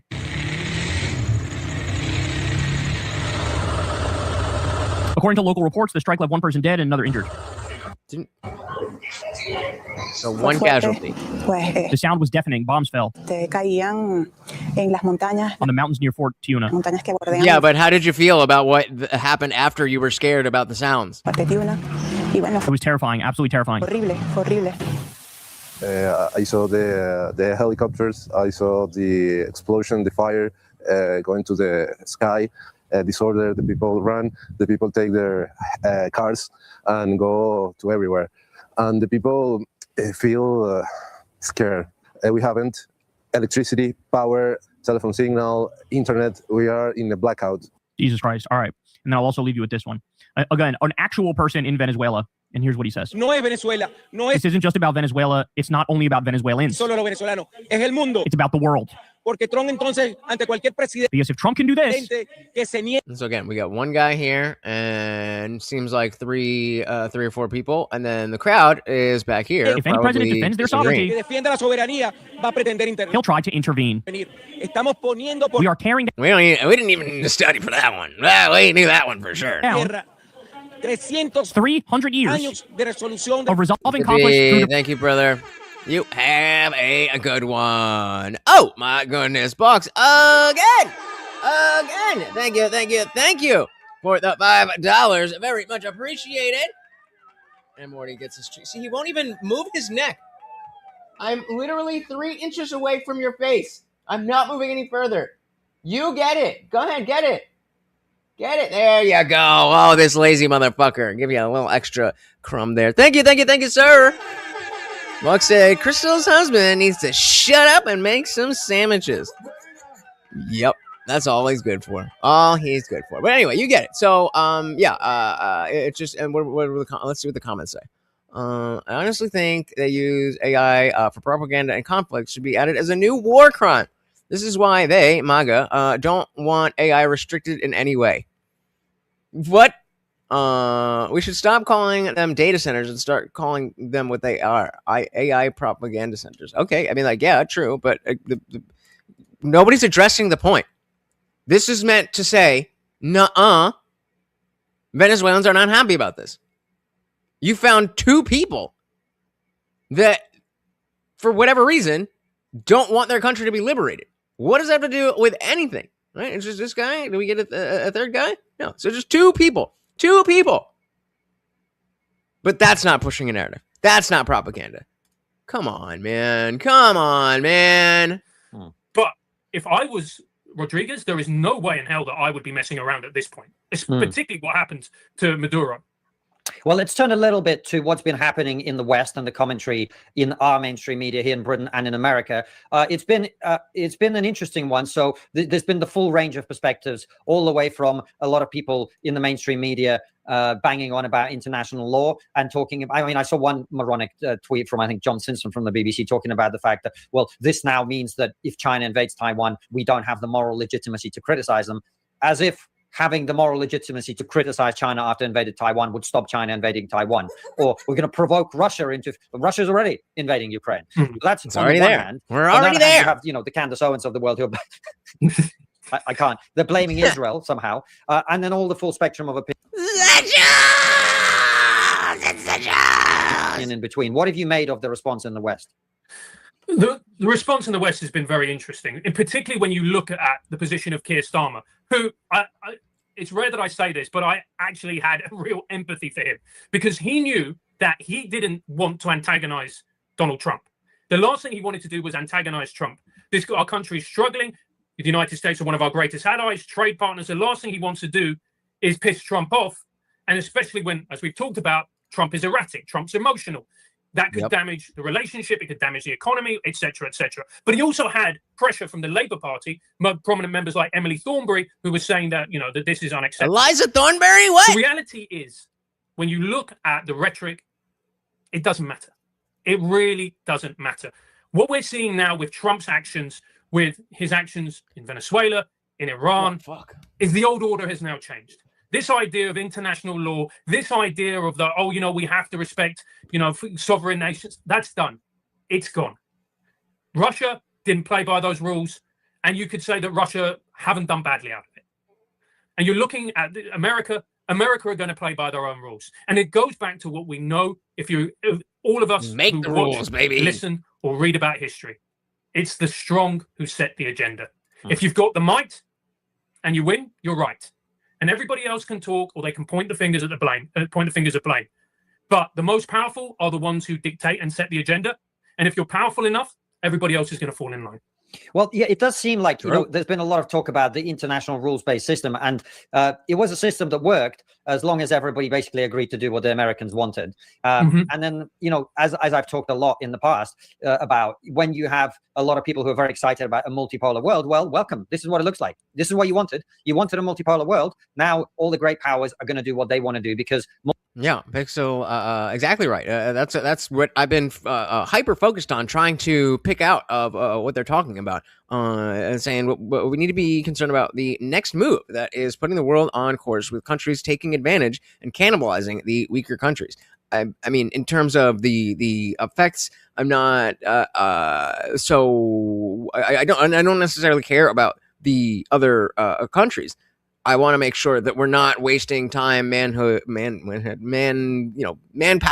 and all that stuff to do that stuff.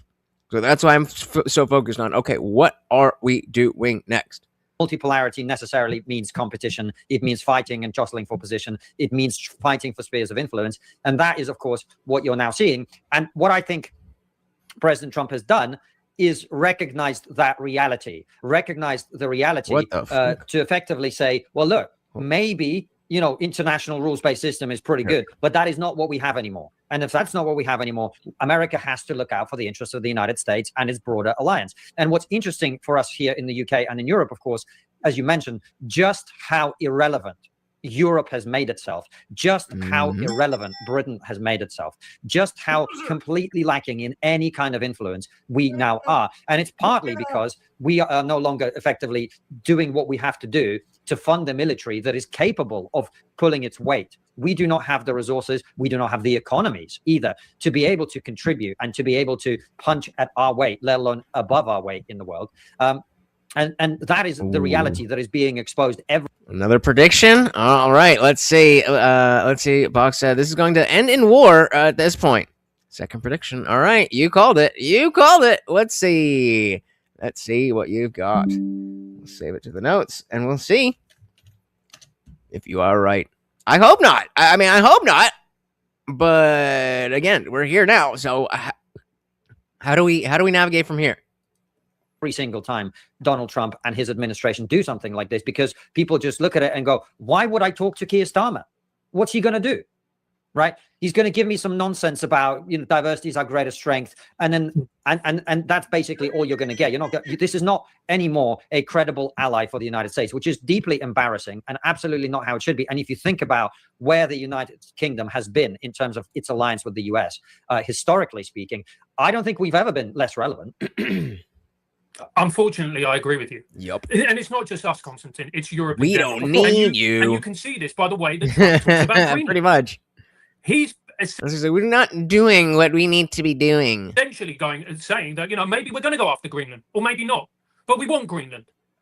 Before, this would have been complete anathema to an American president. They would have never said this in a million years. But the fact that Trump and the Trump administration is talking openly about Greenland and taking Greenland shows not only do they see us as weak, but they see us as utterly irrelevant. Utterly irrelevant. Because we all know if they want to go after Greenland and take Greenland, what's Denmark going to do? Nerfing? What's the EU going to do? But again, maybe we don't need to do that. The reality is we are in a new world, and we've reverted back to almost to the pre-World War II order, where it was about strength, it was about power. And we can see now that that's where we are. We have the Russians invading Ukraine. We have China glancing covetous eyes at Taiwan. And we have America literally taking the Venezuelan leader and his wife. Is it not lies anymore? Openly saying to the Colombian president, you best fix up, mate, otherwise I'm going to come for you. And not only that, saying, you know what, we might take Greenland as well. The old world order and the world that we used to live in a few years ago, pre-Russia's invasion of Ukraine, that is gone, that is done, that is over. We're living in a new world now. And that ship has sailed. You can't put the toothpaste back in the tube. As with all of these things, you have two options. We in the West, we in Europe, we in the UK have two options. We carry on in believing in international law and sovereign nations and, you can't do this and you can't do that and I'm going to wave my fist at this and this is unacceptable. Or you get with the program and you start developing policies and implementing those policies that are effective to live in this new world. Well, one of the things, I'm not super excited about living in a world where might makes right. And you already do.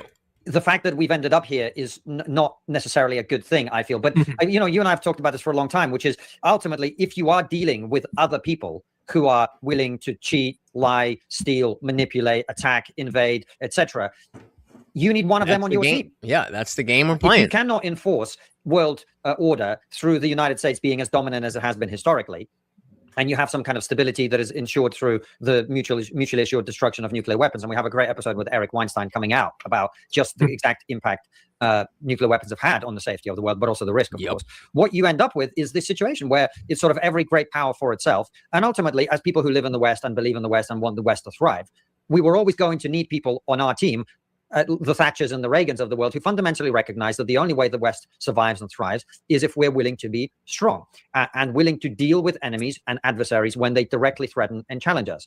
And to the extent that that is what Trump is doing, I think it's a good thing. And one of the things that we should probably address is that a lot of people will say, well, if you defend this, you then support Russia's invasion of Ukraine. No, I don't support Russia's invasion of Ukraine, even if I... They're different. They're different situations. They're different things. I did defend this because I want our civilization to be strong and dominant. And my opposition to Putin is based primarily in the fact that what he's doing is not in our interests. It's against our interests, not because it's about international law, which I always thought was a fiction and a ridiculous one at that. It's not something that can be enforced. A law is something that requires submission to an overarching authority that is backed by the use of force. I would love that. I would love that. You don't follow the tax code in this country and you don't pay your fines. Ultimately, at the end of the day, men with guns will come to your house and arrest you. That's what will happen. But on the international stage, there is no such mechanism. The UN, even if you believe it is that, is not capable of enforcing any of the international laws it so happily introduces and advocates for. So, not without the US. What you've got effectively is something that is not enforceable and is therefore not an actual law. It was a voluntary agreement that has been repeatedly violated. And to realize that and act accordingly seems to me at least effective. The morality and ethics of it obviously is a separate conversation. Completely. And I want to make clear as well that there's no glee in me saying this. This is simply stating of the fact of where we are. But we also have to acknowledge, Constantine, that we have signed the declaration of our own complete irrelevance. I'm still waiting for you to articulate what you're so mad about.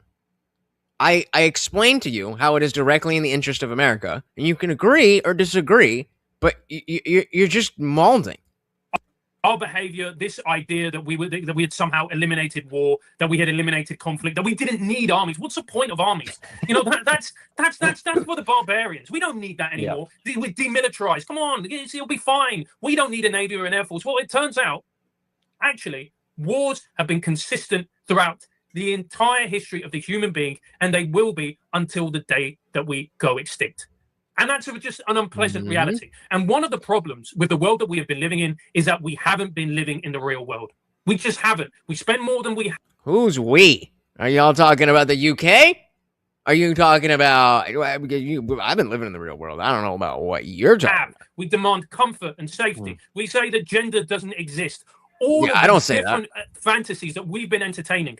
You can entertain fantasy, and you can entertain fantasy for a certain period of time. They hate us because they ain't us. They hate us because they ain't us. But eventually, you've got to wake up. And the longer you leave the fantasy running, the more harsh the wake-up call is going to be. You better. And to be brutally honest, for us in the West, and particularly in Europe, we're facing a really harsh wake-up call. It started with Russia's invasion of Ukraine, and it's going to carry on getting more harsh. And we need to see this as a wake-up call, and we need to get our own house in order. Yeah. What's interesting to me is how I mean, hey, what if they got their house in order and we could be like, okay, you guys go do stuff.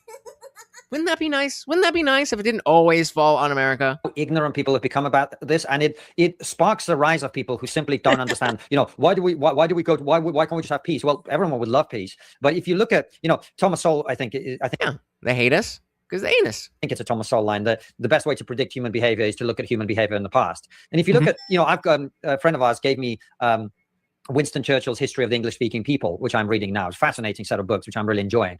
I mean, when you read history, it's almost always all about war. It's defined by war. It's like every English and British king and Saxon king, etc. before that, their entire lives were defined by having to defend their country and or advance its interest against enemies and adversaries. Well, I mean, not even just the individual person's lives, but the life of the culture and the country is very closely tied to military actions and wars. That is what it is. And President Trump is effectively recognizing that reality through his behavior. So I think there's been a lot of naivete, as you say, in the West on all sides. You've got the people who think that if we just sat in our country, whether that country is Britain and America, and didn't touch anyone, no one would touch us. Well, that's not how the world works, because when you retreat from the world comes to your borders. And that's ultimately what America has been dealing with when you've got Chinese influence all over its neighboring countries and, in fact, within the United States itself. Likewise, if you want American interests to be well tended to, you're going to have to go out and take care of them. That does not mean you have to go into Iraq or Afghanistan and stay there for 20 years and lose thousands of people and spend trillions of dollars. You can be. All right. We're showing that there is not it's not a binary. It's not either go on a forever war or do nothing. There is a middle ground.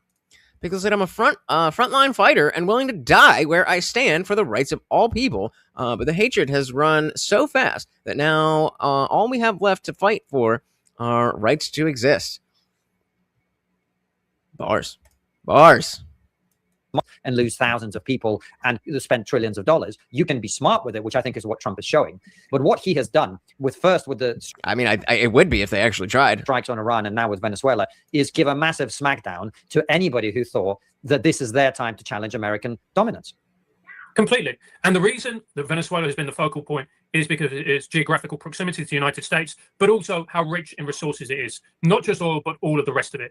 And you can, if you're talking about power, if you're talking about strength, you can't have a leader like Maduro doing what he was doing, openly flaunting his alliance with your enemies, supporting your enemies, having terrorist training camps, and not only that, but gleefully taking two fingers to you. If you are... And literally saying, fuck you, come and get me, bitch! Like, what do you expect? Going to be a nation that is run through strength and power, eventually there's going to be one provocation too many. And that's what happened with Maduro. The rumor is that there were months of negotiations where they said, and Trump said this himself, where they actually said to him, we are going to manage your exit. You can leave. You can actually leave and do like a lot of Venezuelan presidents and go and live in Costa Rica or some other country and you'll be safe. Argentina. And nothing will happen to you, guarantee it. He refused. He carried on flaunting his alliances. So these are Konstantin Kisin and Francis Foster of the Trigonometry podcast. Kept giving the two fingers, and in the end, he paid the price. And I think that is just an aperitif for what we're going to see in 2026. Aperitif. It's going to be fascinating to see how the Chinese react. The Chinese are already saying that, that they had agreements with Venezuela. These agreements must be honored. We're going to see you later, Jubin. See if Americans are going to honor that agreement or if there's going to be another conflict. Yeah, I don't think so. I don't think that's likely, mate. But we will see what happens. Obviously, it's a fast developing situation. So we should say, of course, our hopes are that the people of Venezuela finally have a government that looks after their interests and ensures that they can finally live in prosperity and enjoy all the benefits of the tremendous resources that you've been talking about. Before we wrap up, is there anything else that you feel we didn't mention in this conversation that we should talk about? So, no, I think we have pretty much covered everything. We've smashed it, guys. We've absolutely destroyed this conversation. Thank you for tuning in. So, obviously, this is developing, and what is going to happen has not happened yet. I don't know if you know how time works, but that is, that's why I wanted to be able to get my bearings and be like, okay, where are we right now? Because again, with foreign policy and foreign affairs and stuff like that not being my strong suit, then I'm looking out to things like what you guys are saying, what they're saying, and get an understanding of like, okay, where do I stand? And then as things happen, it's going to be much easier to acknowledge the opinion that comes from, this factor changed it. Because it's just one factor instead of, okay, well, now it's a whole big thing, and then this happened, and that happened, and that happened. You want to stay on top of it, so that even if we don't have a lot of answers right now, that as soon as we get them, we can get them. So, big shout out to all of you guys for hanging out. Again, I know that you could be off doing anything in the world, and yet here you are hanging out with me and the Overlord. Thank you guys so very, very much. If you are new here, please do hit that subscribe. I am live every Monday, Wednesday, Friday, 8 p.m. Eastern, and sometimes whenever I feel like it. I was live last night just because I felt like it. So hit that subscribe, and you know that YouTube sucks with those notifications, so you may as well ring the bell so you never miss an Indian Jesus live party ever again. Big shout out to all of the members and the donations. Oh, look at it. Look at it. Oh, you guys, amazing. Amazing. We had the PowerPoint, the PayPal from TV. Boggs coming in, out sponsoring himself. We had the Rumble Ramp from Zippy. And Boggs going hard, baby. Going hard. Thank you guys so very, very much. Fortunately, we did not hit the swole goal, so no push-ups for me and no peanut butter for Puppy. But I am very, very glad that you guys were able to hang out with us. And like I said, I really do appreciate you being here and being part of the conversation.